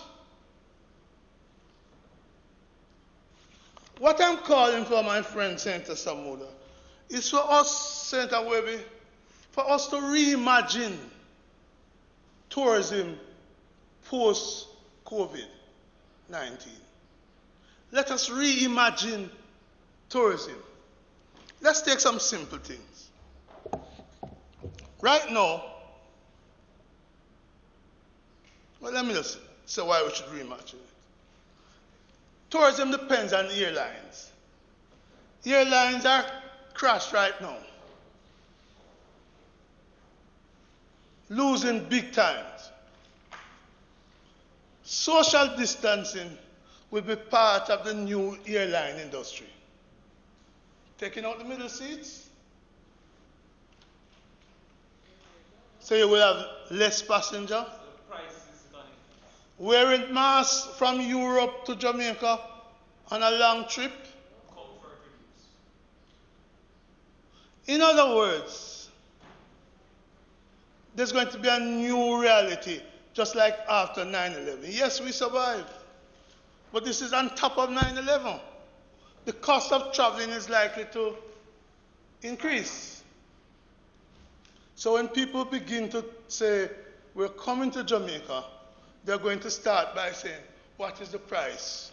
And the point you made, Senator Crawford, about confidence is important. Right now, 30 odd million American citizens, and that's where the bulk of our tourists come from, are unemployed. The US GDP, you're confirming that what I'm saying is true, right? The US GDP in the first quarter went down by 4.8%. Unheard of. 4.8, first quarter to March. But everybody is saying it could go down to 30% in the second quarter. And that's where we expect to get, not employment, the GDP. Yes, in the second quarter. Because everything shut down. Everything is stay at home. So, yes, and that's it. So we could look at unemployment. Unemployment is about 18% in the US. Figures never heard of since and including the Great Depression. So we have to reimagine cruise ships, which is a big part of our tourism product, have been a problem, the petri dish of coronavirus. So what I'm saying, as we move forward and we support the regulations, we have to begin also to reimagine tourism. I spoke with a friend of ours yesterday. He says tourism is resilient. It will bounce back. The issue is the when. It's the when. And in bouncing back, President, part of our brand is the smile. Now, when the tourists come, they're going to see a mask. And I pray to God, Senator Braham, that some of the hotel chains will now make masks with smiling face. Because they won't be able to see the smile of the worker. Can smile with your eyes. Sometimes I see Saturday smile with your yes, Saturday smile as you speak. Let me make it clear again. You're going to make mask with smile on it. Because the smile won't be seen. And how do we social distance post-COVID in the tourism sector? A friend of mine said to me, buffet lines in the hotel. Buffet lines. Food lines, man. Buffet. Those are now going to be a thing of the past. Because everybody can't bungle up anymore. So, pools, the events in the night, entertainment event. So, the issue, I mean, you think of Duns River, people climbing Duns River, holding each other.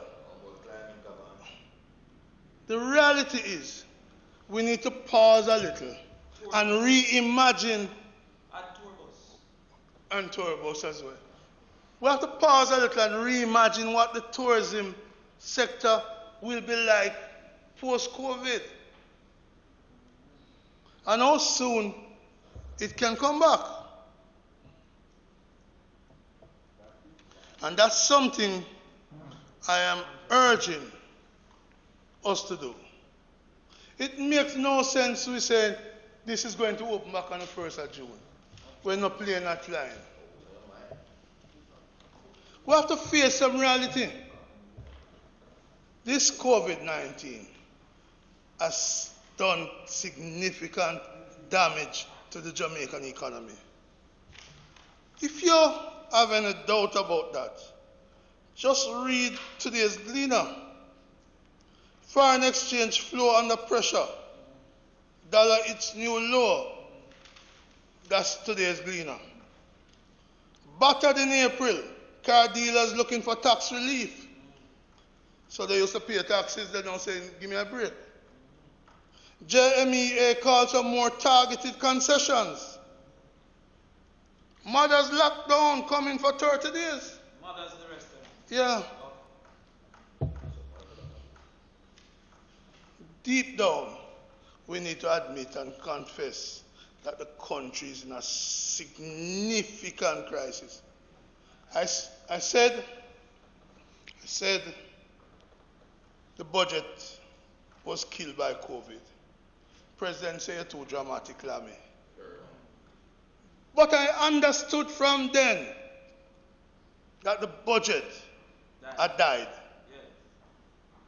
And I'm looking forward to the other place discussing the first supplementary budget.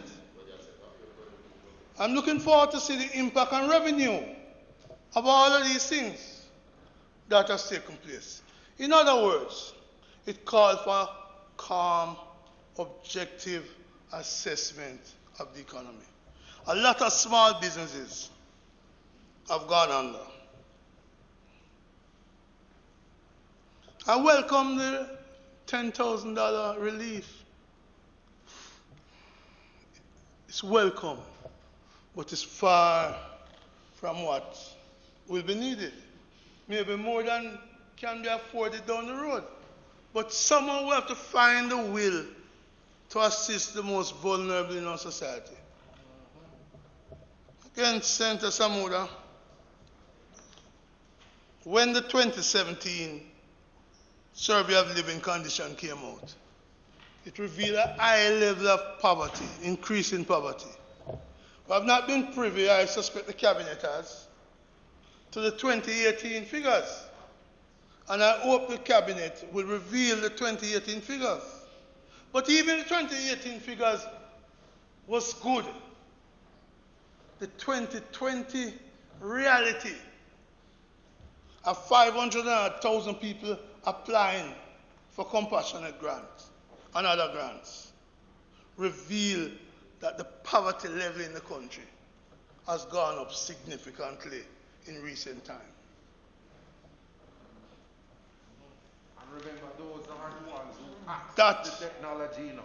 That is a reality. Remember those who can't apply. In the new era we're entering, there are going to be more new costs to business. Senator Langmore, Gale, Webby, Skeffra and myself sit on the Joint Select Committee on the OSHA bill. It's a government policy that employers must pay for PPE, personal protection equipment. So the hotels will have to provide masks and all the other PPE because that's government policy. And I hope the government will not change that policy because of what is happening. Employers must meet the cost of PPE. And I'd love to see that the health workers, the sanitation workers, get their PPE in adequate supply. So again I say, as we rush to put these regulations in place, it is necessary just to pause, take stock, and reimagine the reality. Mr. President, let me just say this. When the tourists will decide to come back to Jamaica, they're going to take a lot of factors. Senator Crawford says COVID. Unfortunately, and this is as much as I'll say, because I respect the family's position, overseas newspapers have carried story about people being turned away from our hospitals and dying. When a tourist thinks about going to a country, he says or she says, what if I get sick? How easy will it be for me to move to an hospital, be treated, or to move from hospital to hospital? Sadly, they have read stories coming out of Jamaica of one such patient. I'm not going in further into it. I respect the family right to privacy. but it pains me, it pains every woman in this world, in this country, to read the story of last weekend. Mr. President, in terms of the specifics of the resolution, and then I just finish with something that Senator Webby said. I want to set the record straight. In the forms, Mr. President, there's a requirement for declaration in both forms. The declaration requires politically exposed persons, PEP, or public figure. And the question goes, our questions go. Do you, any immediate family or close associates, currently serve or previously serve in the capacity of an official, senior official in the administration, administrative, legislative, or executive division of the government, military or judiciary of your country of residence or in any foreign country? We are putting up the money for this pension scheme in the main. Why should somebody who is connected to Senator Morgan be excluded? Is this a purpose of exclusion? I don't like it. It may be in other legislation, but it can't be that I'm to join the scheme. I have to tell you if I'm associated, not even a family member, associated with a politician, a senior police officer, a judge, or a Sixth Army person. It can't be right. And sadly, the politicians are seen as bad. Yet we must pass this law confirming that we are bad and we shouldn't be associated with. Are we really serious? Why do we need a PEP question, politically exposed person question, to join the pension scheme? Does that disqualify somebody?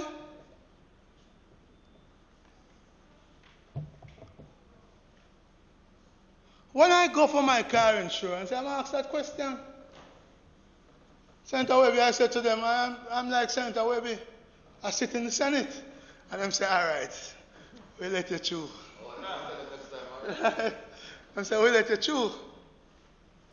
But I have a problem when we have to be answering because we dare to serve the nation.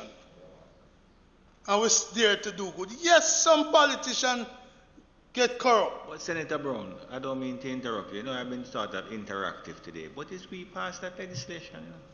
You know that me I say? Is this Senate pass it? But that's what me I say. Me say why we should be doing it. You know what year it passed? It matters not. I am saying when you were over here. If you recall, when I was over there, I criticized it. I criticized it then, I criticize it now. I'm not one of those who just rubber stamp. You know it. I opposed many legislation when I was over there. And I got changes made. And I'm saying here again, because just passed in the past, I see no reason why we must continue it if it's wrong. And that's why we're at review chamber. So I'm not playing politics with it. I'm saying it's not good for you, Mr. President. It's not good for Senator Webby. It's not good for me. And it's not good for anybody else who come into the process. Exact time that thing passed, you know. You could have remembered it 1,000 times. I opposed it. Go check answer. Oppose it, man. Go check answer. But let us not quarrel, President. You don't understand what happened in the opposition. You don't understand what happened in the opposition. You know, President, we are not like those who sat over here and then agree with something and then disagree with it when they count the numbers. We sat over there and we disagreed, and the ministers responded. No, Mr. President, you can't do that, Mr. President, if you want to defend this thing against political expose, so do. But I am repeating as I did when I sat over there. I am opposed. No, Flight, hold on. Let's move. No, Flight. It's about disrupting and distracting and deflecting. No. It's about, no, Flight, the president does that from time to time. I'm not worried. Mr. President. Mr. Morris, is that thing you used to do to me and Montague all the time, No. Every time Montague asks about the avatar in Port Maria, you put him in his place. No, I am going to, Mr. President. Now I'm going to insist on.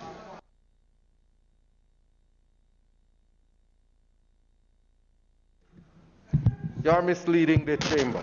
All right, I accept that, Senator Morris. And I'm Mr. going to allow, President, I'm going to allow my feet, schoolmate to continue. And whilst I'm on my feet, with the greatest respect that I have for you and the chair, I think you should allow the member to complete his presentation without interruption. President, I've said my say. You can continue. I will not interrupt you again. History will absolve me when we check answers. I'm cool.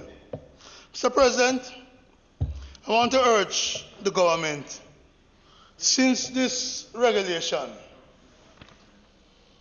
is being passed now, with the forms through which application must be made,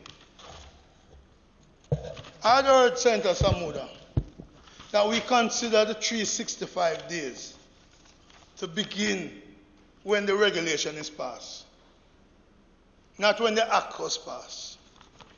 We are depriving people of 1/3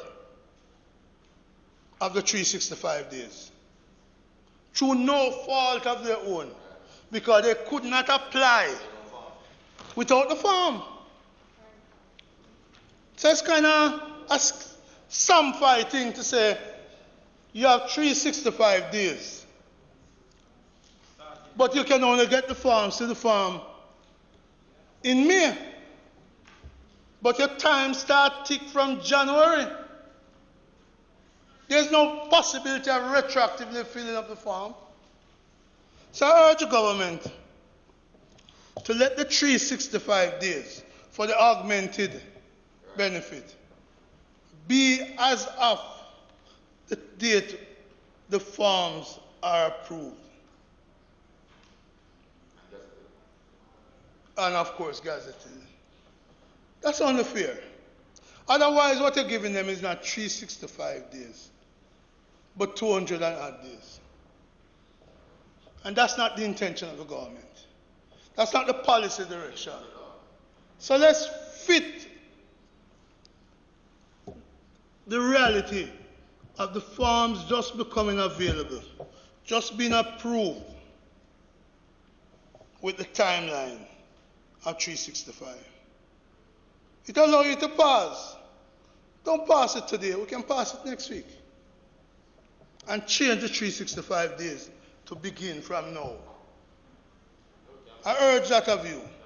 It also allows you to look at the reimagining of the industry. And then finally, Mr. President, I want to address something Senator Webby spoke of. It's about the needs and the extent to which national ID becomes important. I sat in the Senate and I vigorously opposed elements of the needs bill. We had 268 between the other place and here, 268 amendments.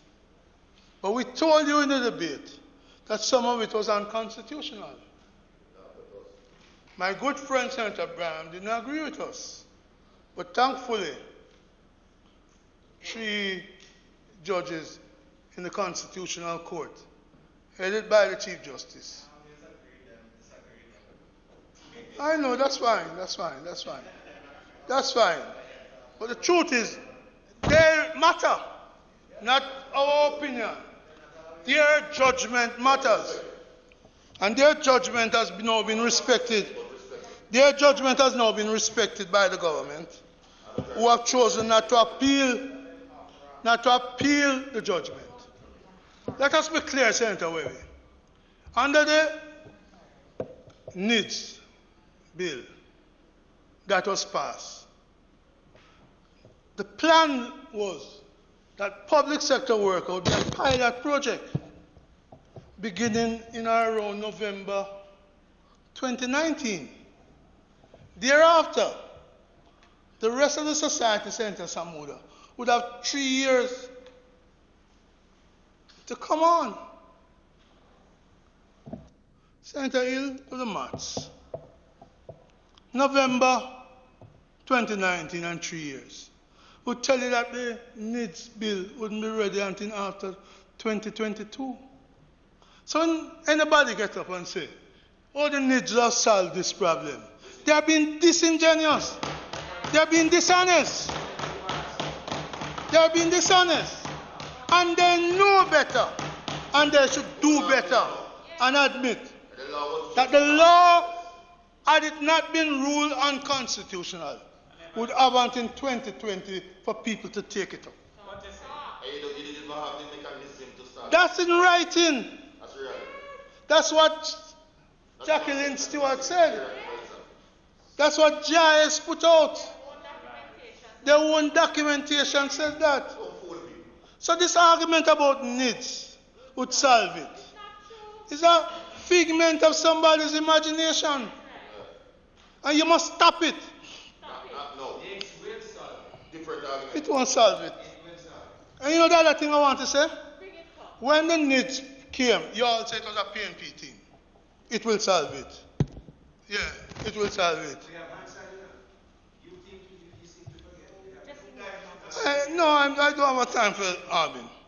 Mr. President, what we're saying is clear. This NIDS thing won't work.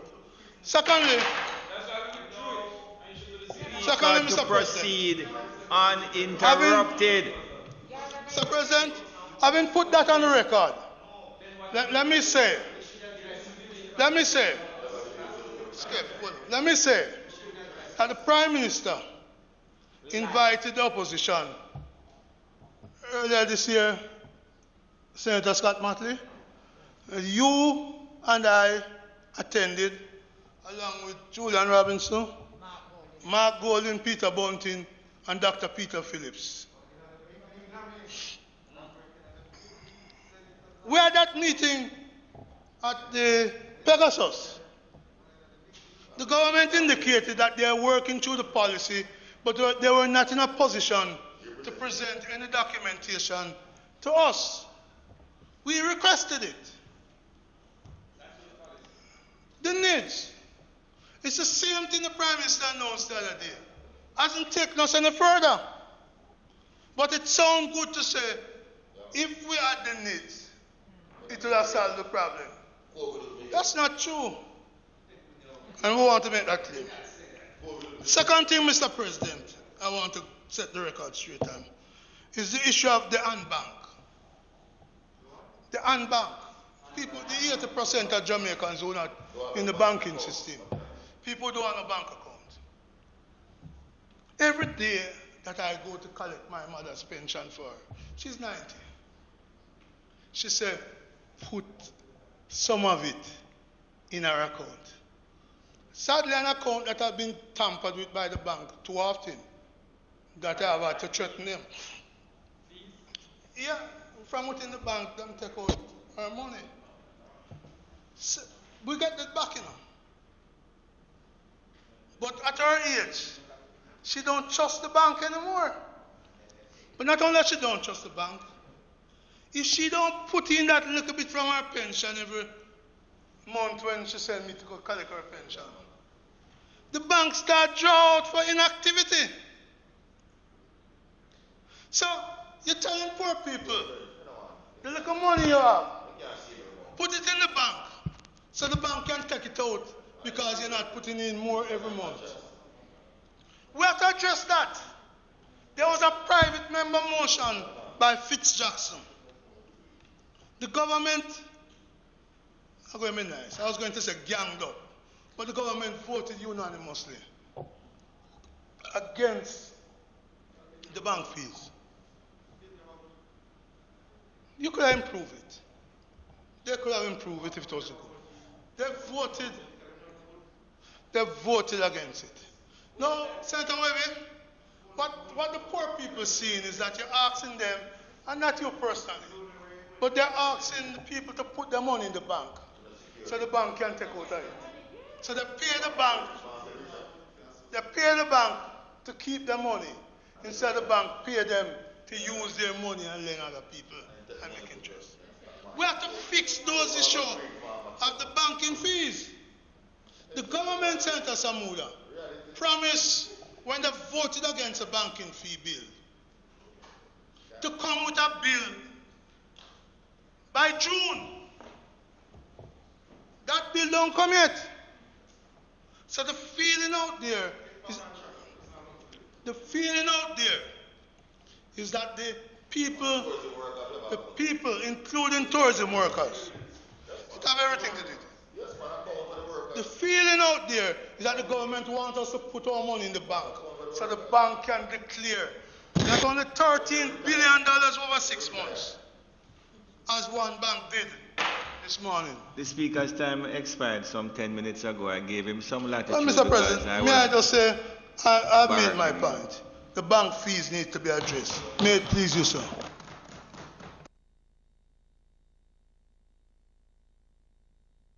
Thank you, Senator Brown. Senator Skeffrey. Yeah, Mr. President, I rise to make a brief contribution to this debate. Of course, the regulation as presented here, and as said, we support it. I just want to quickly reinforce that point about the political exposed person. Despite the fact that you said it was passed by our side, matters not. And it has become a critical issue. And those of us who sit in this house, yes. No, I can give you an example. I moved motion and we don't have to be contentious. Because when you don't affect you, it doesn't matter. Yeah, no, but I'm saying, for example, no, I give you an example, and it treats many of us as criminals, and in this context, where you have the hotel worker, if they say yes, will it be a discriminatory factor against that hotel worker? We need to be clear. What's the purpose of asking the question in the specific regulation? What will be the consequence of if I say yes? And I think every hotel worker would want to know why you are asking this particular question. So let us understand it in the context of why you're asking. So my nephew that works in the hotel industry in Montego Bay, I'm a senator and say, yes, Senator Skeffrey, what does that mean? Will he be able to access the fund and be a part of the scheme? So I think I asked that for all hotel workers, and I want the minister in closing to state categorically what is the purpose of asking this question in the interest of the tourism worker, those directly employed or self-employed. Because it's becoming a critical issue. As I said, I accepted a volunteer work as a chairman for a school board. And when I got there to sign over the account, completed the form, another person went. And when I finished, somebody passed and said, Senator Skeffrey. The young man said, "You're a senator? Take back up all the forms and say different procedure." I said, "What? I'm a politically exposed person." And I had to threaten to resign. Because if I'm exposed, then fine. But the procedure that I was asked to go through was far different from everybody else.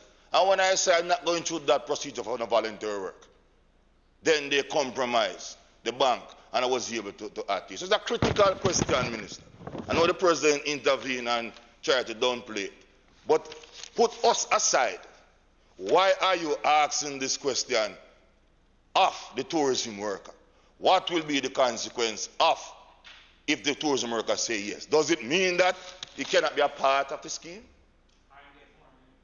Well, let's hope so. I want to be clear on that. So let us answer that question in the interest of the hundreds of tourism workers, directly and indirectly, across the length and breadth of the country, especially in this time of COVID, when many are now contemplating their future, and a pension scheme would benefit them. And in that context, we need to ask ourselves, how will this scheme work in the current COVID context? I'm sure last year, a lot of them were hopeful, Senator Sinclair, from your own town, let's be frank, that this was a great thing, and it is still a great thing, and they would be a part of it. But the dynamics has changed. The context has changed. Unfortunately, for the worse. So many of those who were gearing up and quickly ready to sign to contribute that initial 3%, they have no 3% to give. They have no 1% to sign. They are currently unemployed. And let's face the reality, Senator Webby. When the industry gets back to where it is, and I say when, because I'm hopeful, many of them might not be reemployed. As employers will have to look at the realities too for their own startup. So many of them will not even be a part of this scheme eventually, and they were optimistic. Let's take that tourism worker, indirect, self-employed, taxi driver, who learned of this and was motivated and went to the bank in November last year and get a new vehicle, Senator Gale. No, can't even pay the bank loan. These are some of the realities we must ask under this minister. So how can we reassure the workers? So is it that there will be a graduated startup date, or when they re-employ, they can always come back? We talk about the 3% for the employee, and the matching for the employer. Many employers won't have what to match because profit has dipped significantly. So let us put that in that context. I also want to ask a question, Minister, in a more general way. How will the unfortunate realities of the COVID, which has impacted the tourism sector, how has it affected the Tourism Enhancement Fund? Because this fund is used to improve the product. An improvement of the product, and part of that initial sum will come from the fund. Let's talk to the public. So that pool of resources that you're expecting to get from the enhancement fund, is it still what it was? I would say no. But you have to tell us, because the debate has not yet brought that out. So even what we're hoping to initially put into the fund, will we still have it? The Tourism Enhancement Fund has gone must. And secondly, it was there to improve the product. Improving the product, quality product, better product, you hope to attract more and increase profitability. So for current projects, how will it affect it? And for future products from the Tourism Enhancement Fund. So let's have that context also put on the table in the debate. And we have to ensure that. Senator Hill, you know you will support me on this through Mr. President. I cried for our farmers generally, but more so our vegetable farmers from St. Elizabeth, South St. Elizabeth to be exact, and Manchester. But I speak specifically for St. Elizabeth.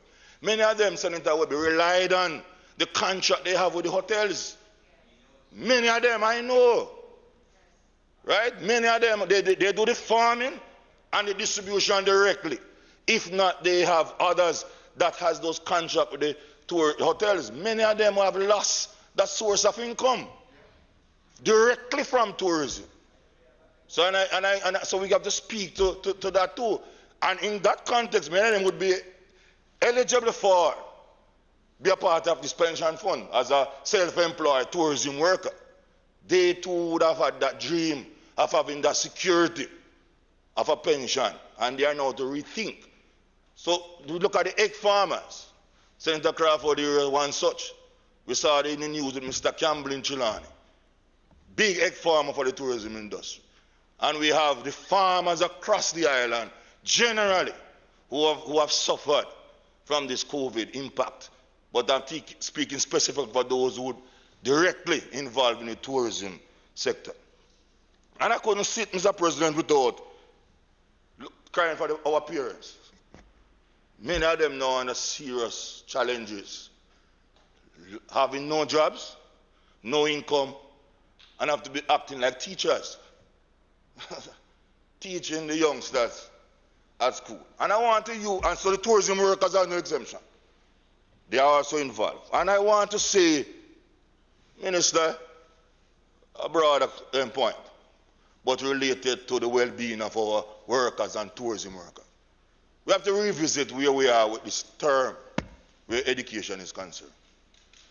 Distance learning, Senator Morrison, is a good concept. But what it has done is to reinforce the inequalities in our education system. Where I want to put it squarely on the table. Having work posted in WhatsApp group is not teaching and learning. And secondly, Senator Morrison, to you, Mr. President, you and I know, many of the children who would need the greatest support, even if you send 1 million posts in the WhatsApp group, many of them didn't pass the literacy test. Many of them in what we call pathway 3 in our high schools, where they didn't matriculate for high school and was placed in a special group. They can't read and write, Mr. President. We give them, and we using this mechanism, we are failing them. These are some of the same students that have access to proper science labs in the school, for example. I am saying, and I want to put it squarely in this Honourable Senate, Minister, when you go to the cabinet meeting on Monday, you can bring it. Let's just be frank and end the school term now. Use the time to set up a proper task force in keeping a recommendation from a shadow Minister of Education, MP Bunting. And that task force will now start to determine the best plan of action when we are up and ready to start a new school term. Because many of the students are feeling. Some of the classes, where they send the work, 30 students, 5, 6, 7 reply. Not because they don't want to, because they can't. Data plan is expensive. Many of them don't have access to internet at homes. And we are behaving that we have a perfect Jamaica. And I'm imagining those tourism worker ministers who will lost their job and now to be faced with this higher increase of a data plan where the students are not being engaged. Let us be realistic, accept the reality, and plan ahead for a new start come September 1st, being optimistic. So we can capture, and even Senator Motley, the ministry is even asking teachers to mark register. My daughter got up 10 o'clock, ran up our room there and said, Daddy, Daddy, I never remember to mark my name. I said, mark name? So they're at home, but you're asking them to mark register. What? It means that we are not being realistic, so we want to keep school. So come the end of June, we can send in a report that we completed a good term. We are fooling ourselves. And I want to commend, don't get me wrong, I want to commend the ministry, the regional offices, the teachers, the parents, the students for the effort in trying to make the online platform work. I give them A+, Senator Morrison, for effort. But input doesn't necessarily equal output. And we must save those students who naturally not function well in the physical space, worse, in the virtual space. So let us accept where we are and let us plan the strategies and the curriculum design for greater effectiveness come September. So that's basically, I want to put that on the platform. For all workers, all parents, as we deal with that. And the small businesses, many of them are in the tourism areas. Many of them suffering. Many of them have not earned $1 since the 16th of March. And I put it squarely. And the government will have to determine what it does. But many of our bar owners, some people don't want to debate it because when you call it, say, a rum you want to drink. No, but there are many of our bartenders. Because you see, many of us don't understand the real Jamaican out there, Senator Gill. And sometimes we make policies and we keep suppressing it. No, man, I know you understand. Many of us don't put in the sociological assessment to our decision making. And when the big businesses cry out, they are hurt quicker. But many of them, I know them, they're closing out. That long time. But many of them basically have to give up the space. And many of these persons, that's the only source of income. So I'm saying, let's be guided by the scientific evidence. Let's be guided by that. The medical advice. But we have to look at how we are suppressing the microeconomy. Small businesses. Because if the bigger businesses are crying, Senator Gill, then we can imagine the small ones, Senator Hill. And many of these are in our tourism area. And these workers would naturally be a part of the pension scheme. But the small ones are real. You and I know that. Because they live day by day. What would say hand to mouth. They are real. Some of the others have what to absorb and they are not absorbing. So imagine the small ones who had nothing initially, going day by day, but surviving as a true Jamaican. And today, they are equal zero, Mr. President, Mr. Minister. So we have to look at that as we move forward. And in closing, let's ensure, Mr. President, in closing, let's ensure that our health facilities are genuinely ready to take our citizens when they have other illnesses apart from the suspicion of COVID. So if there is a pregnant lady rushes to Mandeville Hospital tomorrow, I don't want a repetition. Please, Minister, please let us ensure. Unfortunate reality, let's not have a repeat. What we are trying to avoid now, the regular illnesses don't disappear now. Prior to COVID, we had dengue. It's not gone away, just that we talk about it. The common flu is here. I was outside my house last week and the rain started and I rushed in and get some rum and rub the mold. Because I can't afford to get a fever. No, I'm serious, Mr. President. I remember my granny, when you wet up, you take the white rum and you rub the mold and smell it and wash the face. Because if I can get a fever tomorrow, I don't have to have COVID. But the entire country, and we must guard against the discrimination. Because this is not some person's virus and some others immune to it. All of us can. So we need to so part of the public education is to get this. What I realize is missing. We are keep on reminding about the tips not to catch COVID.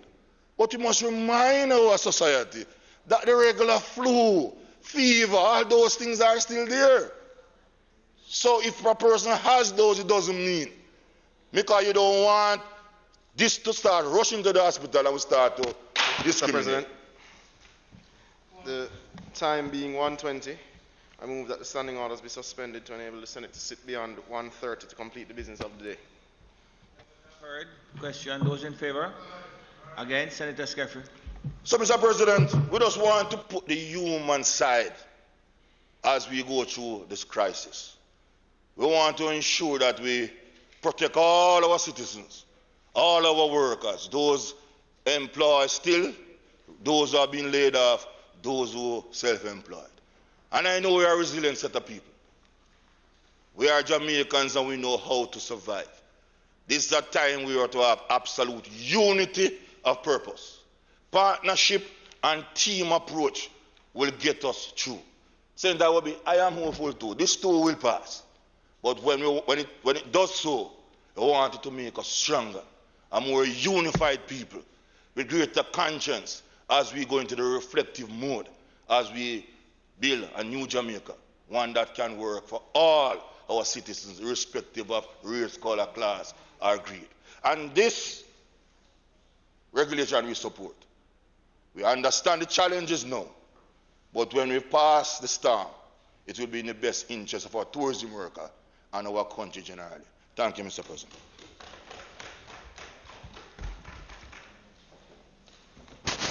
Thank you, Senator Skeffrey. Minister? I don't think he needs the You don't need that. I'm fine, thanks.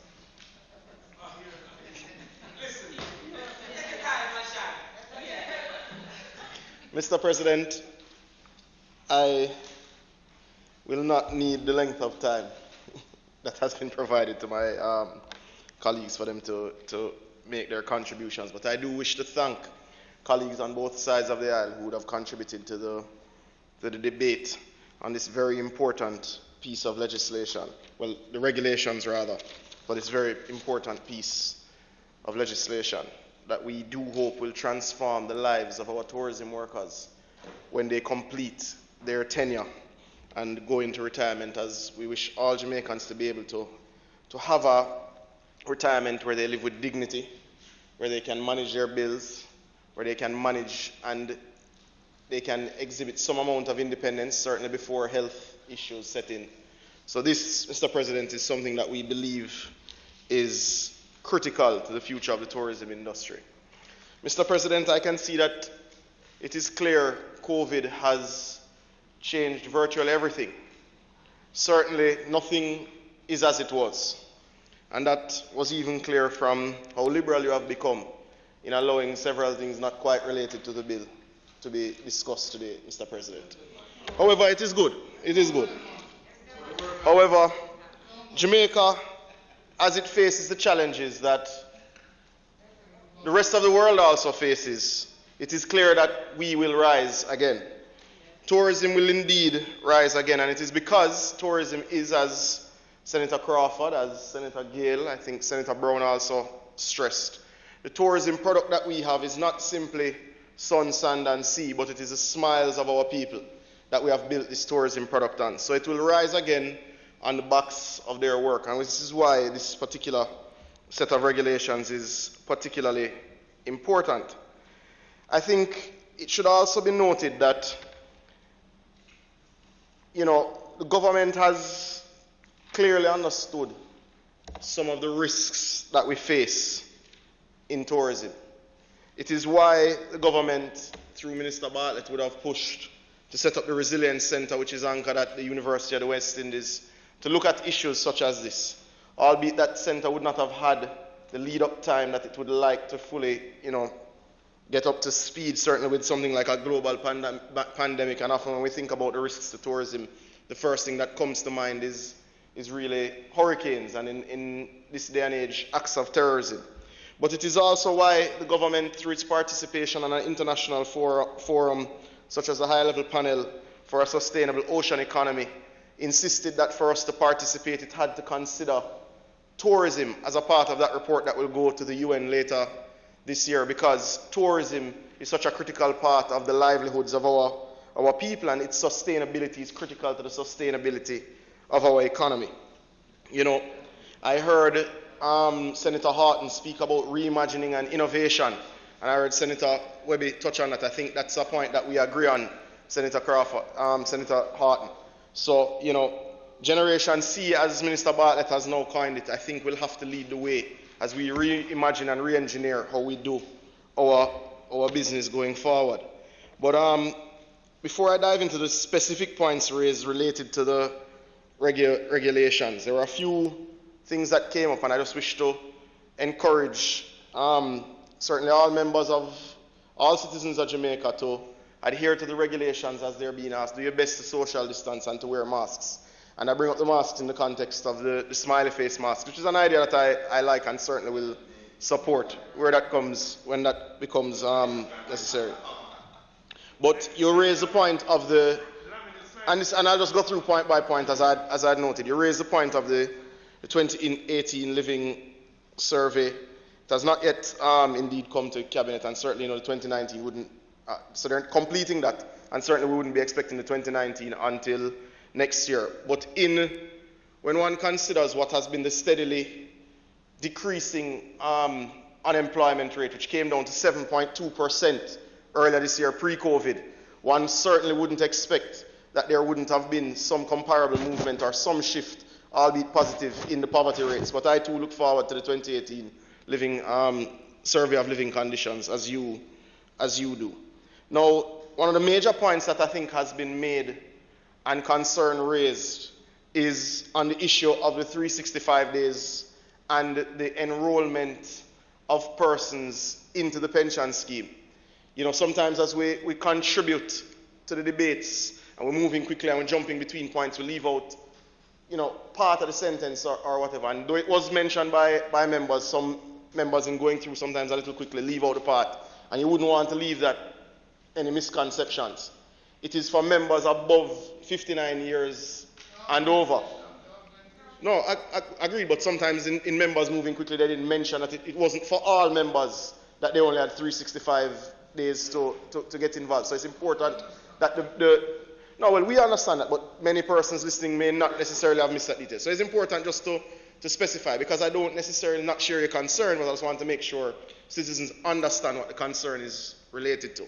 So members above the age of 59 have 365 days. Now there is a unique challenge facing they would have less now based on the passing date here and the Gazette date, etc., probably from Monday, that we should have really adjusted in that space. However, as members know, we're not able to amend regulations in this space. It would have to be withdrawn. So what the government will have to consider is coming closer to that time if it needs to amend and extend based on the amount of enrollment. Because the fact is, COVID will create new challenges and everything is going to have to be constantly reviewed, and we will have to review as you go through the process of enrollment. That was one of the major points raised. But in the same discussion, there was a point raised, I believe, and I hope I'm not ascribing it to the wrong member, but I believe it was you, Senator Crawford, when you raised the point of unemployment insurance. So the broader point, colleagues, is that it's never a bad time to start saving, even when there are deep challenges. That quote is around everywhere in many forms. But the issue of insurance, whether it be life insurance, whether it be health insurance, whether it be unemployment insurance, the fact is the economics in Jamaica has not allowed the type of participation in banking and the type of participation in insurance or pension schemes as all of us in this house would like for our people. It just hasn't allowed that participation. And though I agree with you that we need to look at unemployment insurance as a broader scheme that we push to those employed in the private and public sector, whether as self-employed, contract workers, or full-time employees, the fact is, in the context of the pension debate, it's not quite it's not quite relevant in this case. It's an important point that we must consider in another space, and certainly have to look at how we get our people to enroll in this sort of scheme when things are so tight. And the fact is, there is large underemployment in Jamaica, so people find it hard to make ends meet, and have for some time. We have to look at how we get them to do this sort of financial planning, not just for retirement, but for when the worst visits sometimes with the change of business.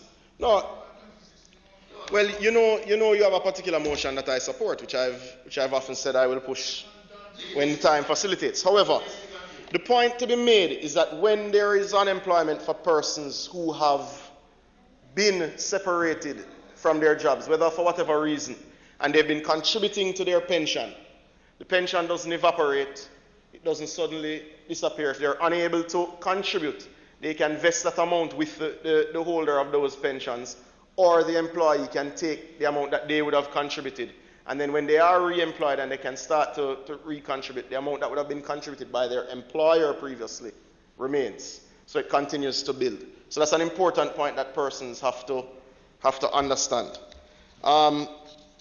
You know, there is indeed uncertainty, and there is indeed varying dates and varying discussions being held about when persons will be able to reopen and when they won't be able to reopen, and what will happen with flights. And there is certainly, we're in a state of flux, and the truth is many of the factors are outside of the control of this government and certainly other governments in the region who would rely heavily on tourism revenues.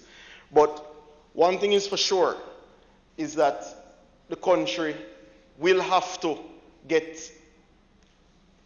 I would say, in control of the factors that deal with the spread of this disease, because it is certainly going to take a massive toll on our economy. bigger than it already has if we do not get to open up soon. And it is something that I don't think any of us should wish to contemplate, though we must consider. The one point I will make, however, though, is that we've all touched on the varying issues and the varying things being done to supplement income through the grants. And I think it's important to acknowledge the work of the Ministry of Finance, and certainly led by Minister the Honourable Dr. Nigel Clark through the We Care program. But we need to accept, and certainly it's a point that we on this side are particularly proud of, that the ability to do this didn't come from thin air. It is based on the 17 billion surplus we would have generated in our revenue collection as at the end of March for 2019-2020. No. Well, let's put it this way. Every single year since we've been in government, we've exceeded revenue projections with our tax policy. In the previous 4 years, it was not met any single year. So that there's a difference in your ability to deal with this crisis because of the policies that we would have put in place. Now, as it relates to, there are many issues, and I'll try and run through them quickly. The issues as it relates to the craft vendors, I don't recall before, and if I've missed it, I've heard you speak much about the craft vendors in all of your space before, Senator Crawford. I would ask, and this is more of a question than a statement, admittedly, that you look at because I haven't heard you comment on it in the context of the national craft policy, that speaks also about how we formalize the employment within this sector and its interaction within the Ministry of Tourism and outside of it as well to create for exports. So there is a policy direction in terms of how you treat with this grouping. I would have liked if it had been either supported, I know this is an area of expertise for you, so I'd have rather it have been either supported, recommendations for improvement, or torn apart if you disagree with it. But the fact is the policy space does exist, and the route to taking care of this group exists through that policy. I believe it was tabled in 2017 or early 2018, if I'm not mistaken, by MICAF. I agree with your point of uncovered suffering. That is a facet of the economic activity that has been in the country, which is a result of really and truly paltry growth over the last 30 years. The insurance considerations, I had touched on that. The 250 million from TEF, that was another major sticking point. I think it's important for members to remember that though we're debating the regulations, the legislation came before, and that legislation wrote in that and was agreed by the Ministry of Finance that the expectation is that that contribution will go for 4 years. So it's not 250 million in one single drop, but as Senator Webby would have mentioned, we will need to consider the reports of the auditors and the actuaries as we determine how you proceed beyond that. 250 million per year for 4 years, so $1 billion will be put into the program. So it's a larger commitment of the government to getting this plan to work.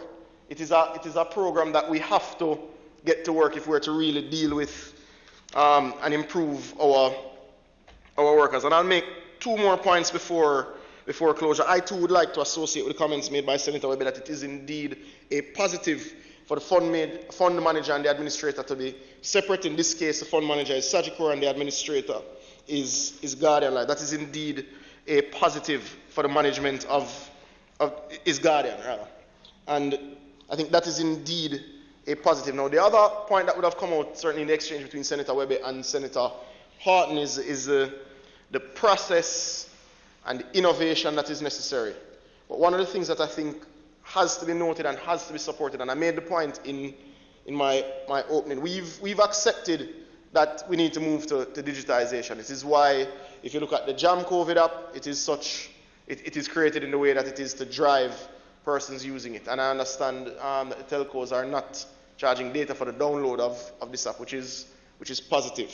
I also think it's important that persons look at the fact that we digitize the We Care process because it drives and pushes people. And many people made a business out of helping others to register online for these benefits. So it shows a commitment to the digitization process. But as I said in the opening, it is not done without us understanding that there is a digital divide, and a very large one in this country, especially throughout the poverty space. It is specifically why the Ministry of Tourism has allocated, I know it's over 10, it may be $12 million on the process to register the farmers and to help them to use the Alex app, which used to connect them specifically to the hotels, to share the produce that they have, but to connect them into the retail distribution channels, the supermarkets, etc. So a lot has been done to also, with actual work, people going into the field to try and help the farmers and help those who are not as au fait with the technology to be able to proceed. My colleague mentioned a hotel that he was associated with offering up its rooms for quarantine. I think it's important to note that whereas we applaud them, we want to also acknowledge that they're not the only ones. So I don't want anyone else who has offered up their rooms. Certainly, El Greco, Jake's, there's a Sandals property, and I believe there's discussions with Rio as well. And I'm wary of forgetting anyone because there may be discussions I'm not aware of. Not Swad as well. So there are a lot of hotel properties that have stepped up and shown their patriotism in providing a number of support in a number of ways, not just for quarantine centers, but even for distribution centers for workers that we've had to use, and transportation support. And the hotel sector in many of the players have stepped up and shown their patriotism, and I think it's important that the Senate acknowledge them for their contribution. I think, Mr. President, that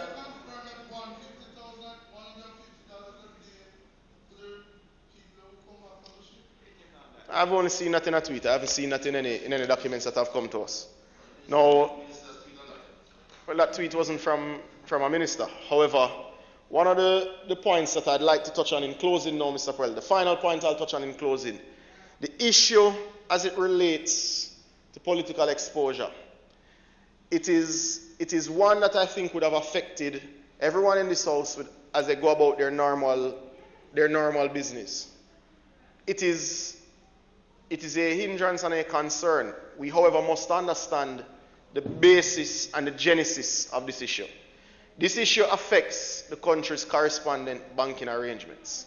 The deposit-taking institutions, whether for insurance, for banking, for anybody who really does business with correspondent banks, have to do this to maintain their correspondent banking arrangements. Now, this is a part of the international financial architecture.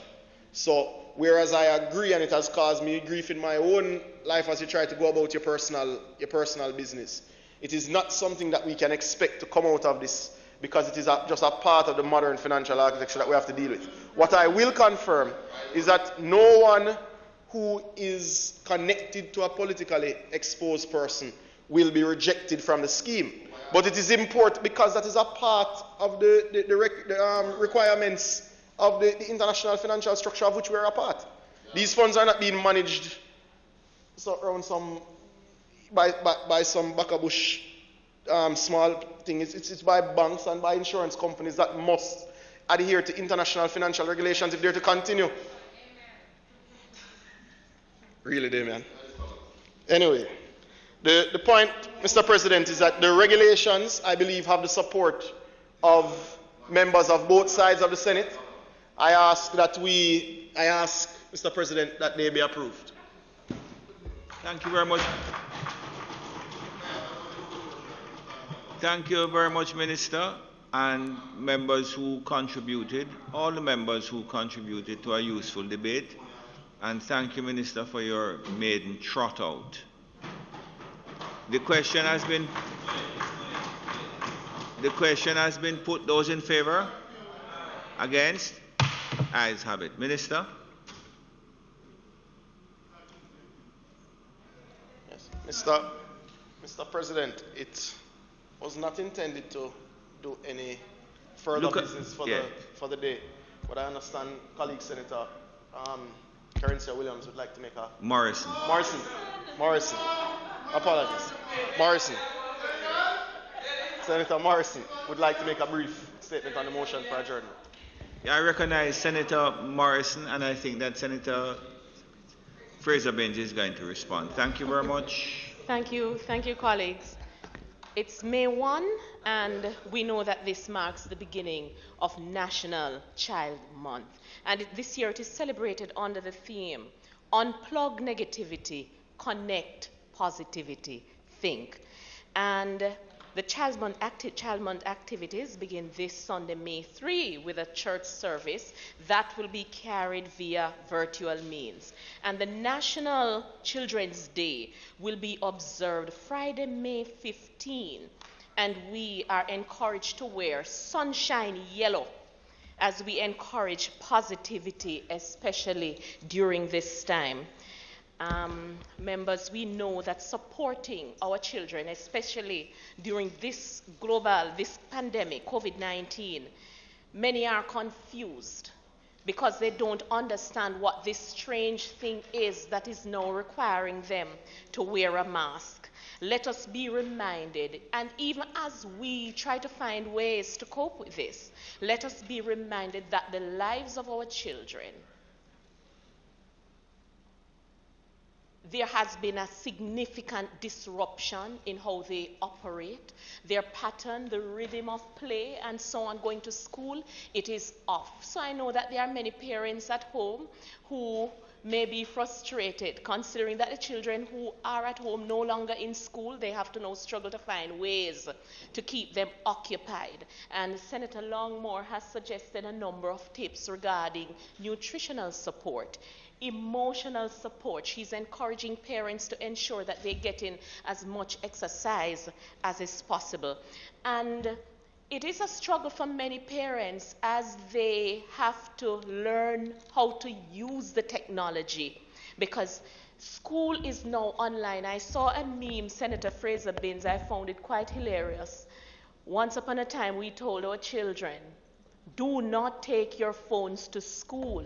Now today, school is in the phone, right? So, colleagues, as we seek to protect our children during this time by the different sanitization means, and we encourage them to maintain social distancing, but whereas children may become a little excited about washing their hand and wearing the mask, social distance is a total, I'm not sure the extent to which our children will be able to effectively grasp the importance of social distancing. So if we could just help to coach them, navigate them through this process, even as we are going to impart in them that change is as natural and change is constant. In fact, I think I saw something that says that the only thing constant about life is change itself. And we are not prepared to lose our children. We are not prepared to have any major gaps. So, Senator Skeffrey, I note your concern regarding education. Certainly all is not smooth, all is not seamless. It is a work in progress. It's a new time. We are dealing now with a new normal, right? We had a meeting yesterday, and I think Senator Fraser-Binns, you had to be online, right, facilitating your child through school work. That's what we are dealing with. And even I'm using this platform to empathize with parents who may have lost a child to this dreadful pandemic, COVID-19. Our hearts go out to them, and we, of course, encourage parents to continue, create that environment in which your children can be safe, and create that environment at home. We know you're locked in. We know that Pitney will want to run go outside and play, but not every home situation is ideal. Senator Crawford, I remember you spoke about that at one point, that in many cases there's no go on run a back for the child to go. But even within that environment, if we can create that space, maybe a little zone, right, where we can come up with mechanisms as we struggle to cope with this. I'm always a positive person, and I believe in the theme. I think this theme has come at an appropriate time. Unplug negativity, connect positivity. And if we remain positive as a nation, my colleagues, we can get through this successfully. May it please you, Mr. President. Thank you very much, Senator Morrison, for staying within your half hour. Mr. President. Mr. President. Senator Bates. Thank you, sir. Mr. President, I want to identify myself with the comments of my colleague, Senator Morrison.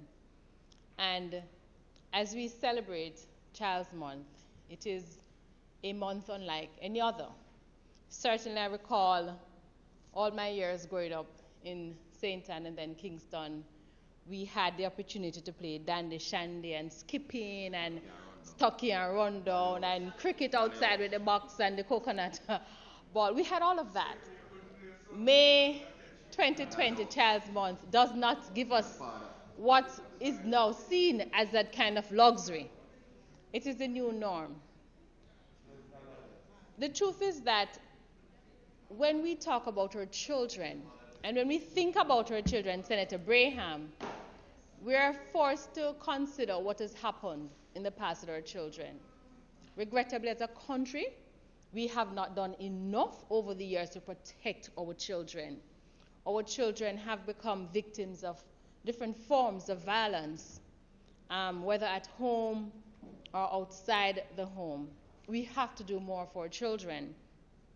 Our parents are increasingly becoming stressed, and I don't believe that the COVID pandemic has done anything to ease that pressure. Senator Longmore, I was reading just last week an article that says, in the United States, that says that they are receiving more calls now of child abuse than before, and it is brought on in their minds solely because of the pandemic. Because parents are home, they do not know how to treat the children, and oftentimes they go to what they know.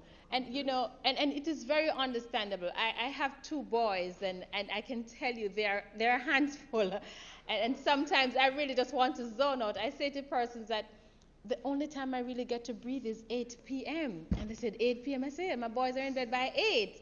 And they're just amazed, except Nathan last night, who Senator Scott Martin will tell that at 10 o'clock I'm talking to her, and Nathan comes out, Mommy, and I'm like, Nathan, it's sleepy time.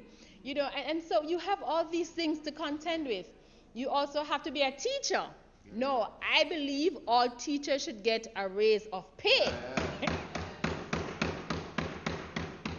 I have a newfound love and respect for teachers. But the truth is that with our new reality, we have to be parents, we have to be teachers, we have to be Sunday school teachers, we have to be counselors. This is what is expected of us. And I think, you know, as we celebrate Child's Month and we unplug the negativity and we encourage positivity, we are forced to think about how we can use this crisis to make it better for our children. So when I talk to Nathan, and he's like, I want to see Nathaniel or Nate, I said, baby, remember the virus? He said, so the virus is still here? And I have to explain to him. So, you know, we have to talk with them. We have to create a way so they can cope as well. Mr. President, I am also forced to remember all the children who are forced to grow up without parents. I will not revisit recent incidents on the weekend. But we extend our condolence, we pray for comfort, and I ask that as a society, we love especially these children who will grow up without parents for one reason or another. And as we celebrate Child's Month, my parting words would be that with everything that is happening outside of COVID and inclusive of COVID, it is the best time for us to reconnect with our children. It is the best time to love our children, to talk with our children, to care for our children, to unplug any negativity that we would have brought onto our children, and to encourage all that is positive, all that is well, all that is good. And one of the things I would also say it is a good time in our family time to teach our children to pray. And I think that in and of itself gives some comfort. So, Mr. President, I join with my Senate colleague and certainly with the entire Jamaica as we unplug the negativity for our children, encourage the positivity, and think, if it pleases you, sir.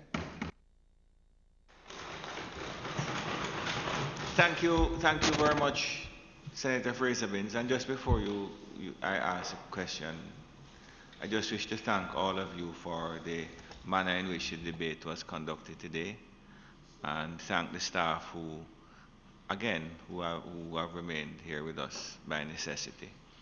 And just say that I enjoyed the debate tremendously.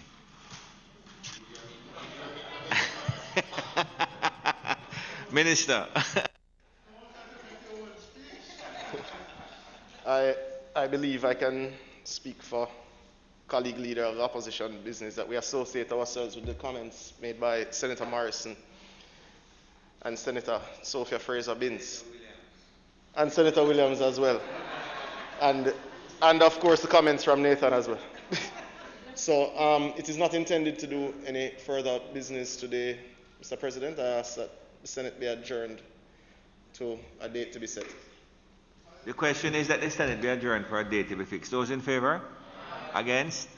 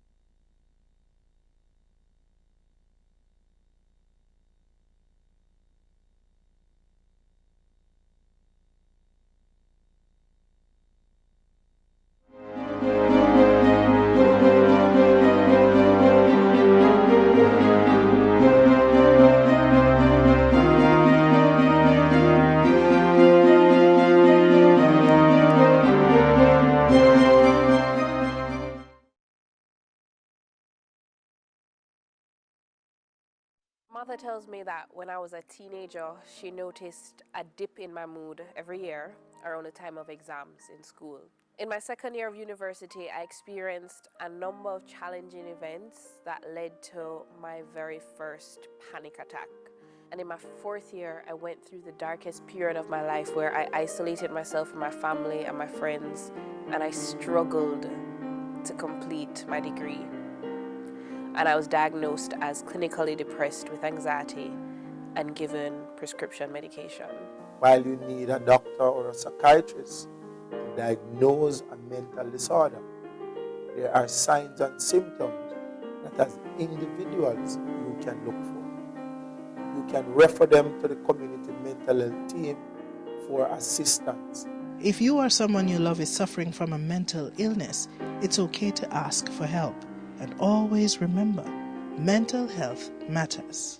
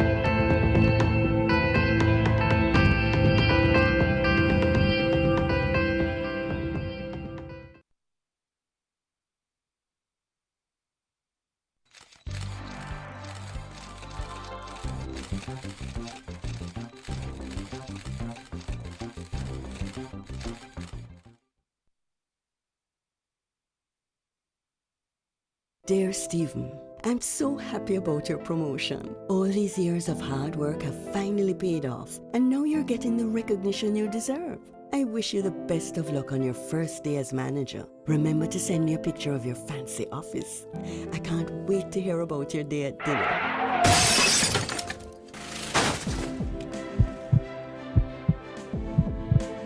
Always yours, Tracy. In every crash, there are 3 collisions. The vehicle collision, the human collision, the internal collision. Collisions are preventable. Avoid them all. A message from the Road Safety Unit in the Ministry of Transport and Mining.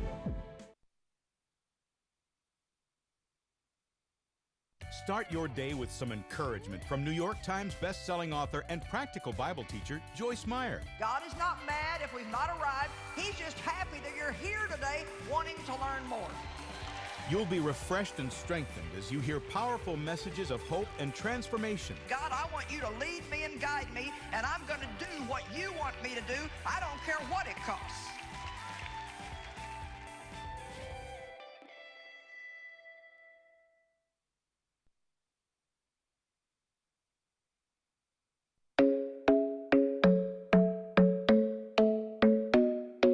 So here are the facts. 7 out of 10 Jamaicans die from a non-communicable disease. Because we love our people and we want them to live better quality lives, we, the Ministry of Health and our partners, are launching Jamaica Moves. Jamaica Moves is a call to action to prevent non-communicable diseases. By educating and encouraging Jamaicans to be active, eat healthy, and start living 30 minutes at a time.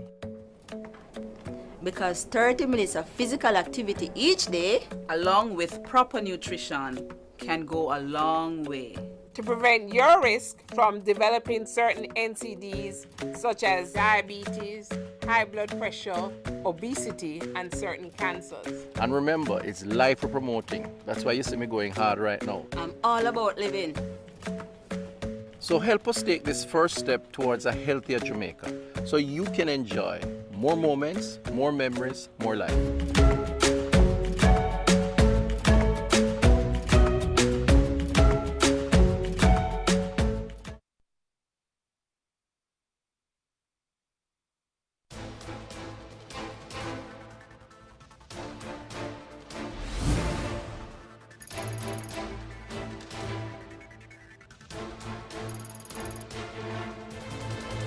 This is the police.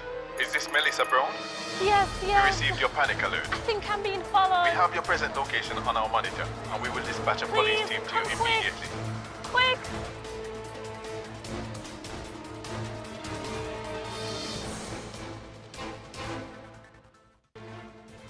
Welcome to an episode of Security Matters, the program that takes you behind the scenes of strategic departments of the Ministry of National Security to show the dedicated teams working hard to make Jamaica safer. A young lady pressed the panic button on the Stay Alert app a short while ago, and the police responded quickly. Let's see what happens at the control center. We just click on the person's name, we get all the information, and we can see exactly the location where the person is.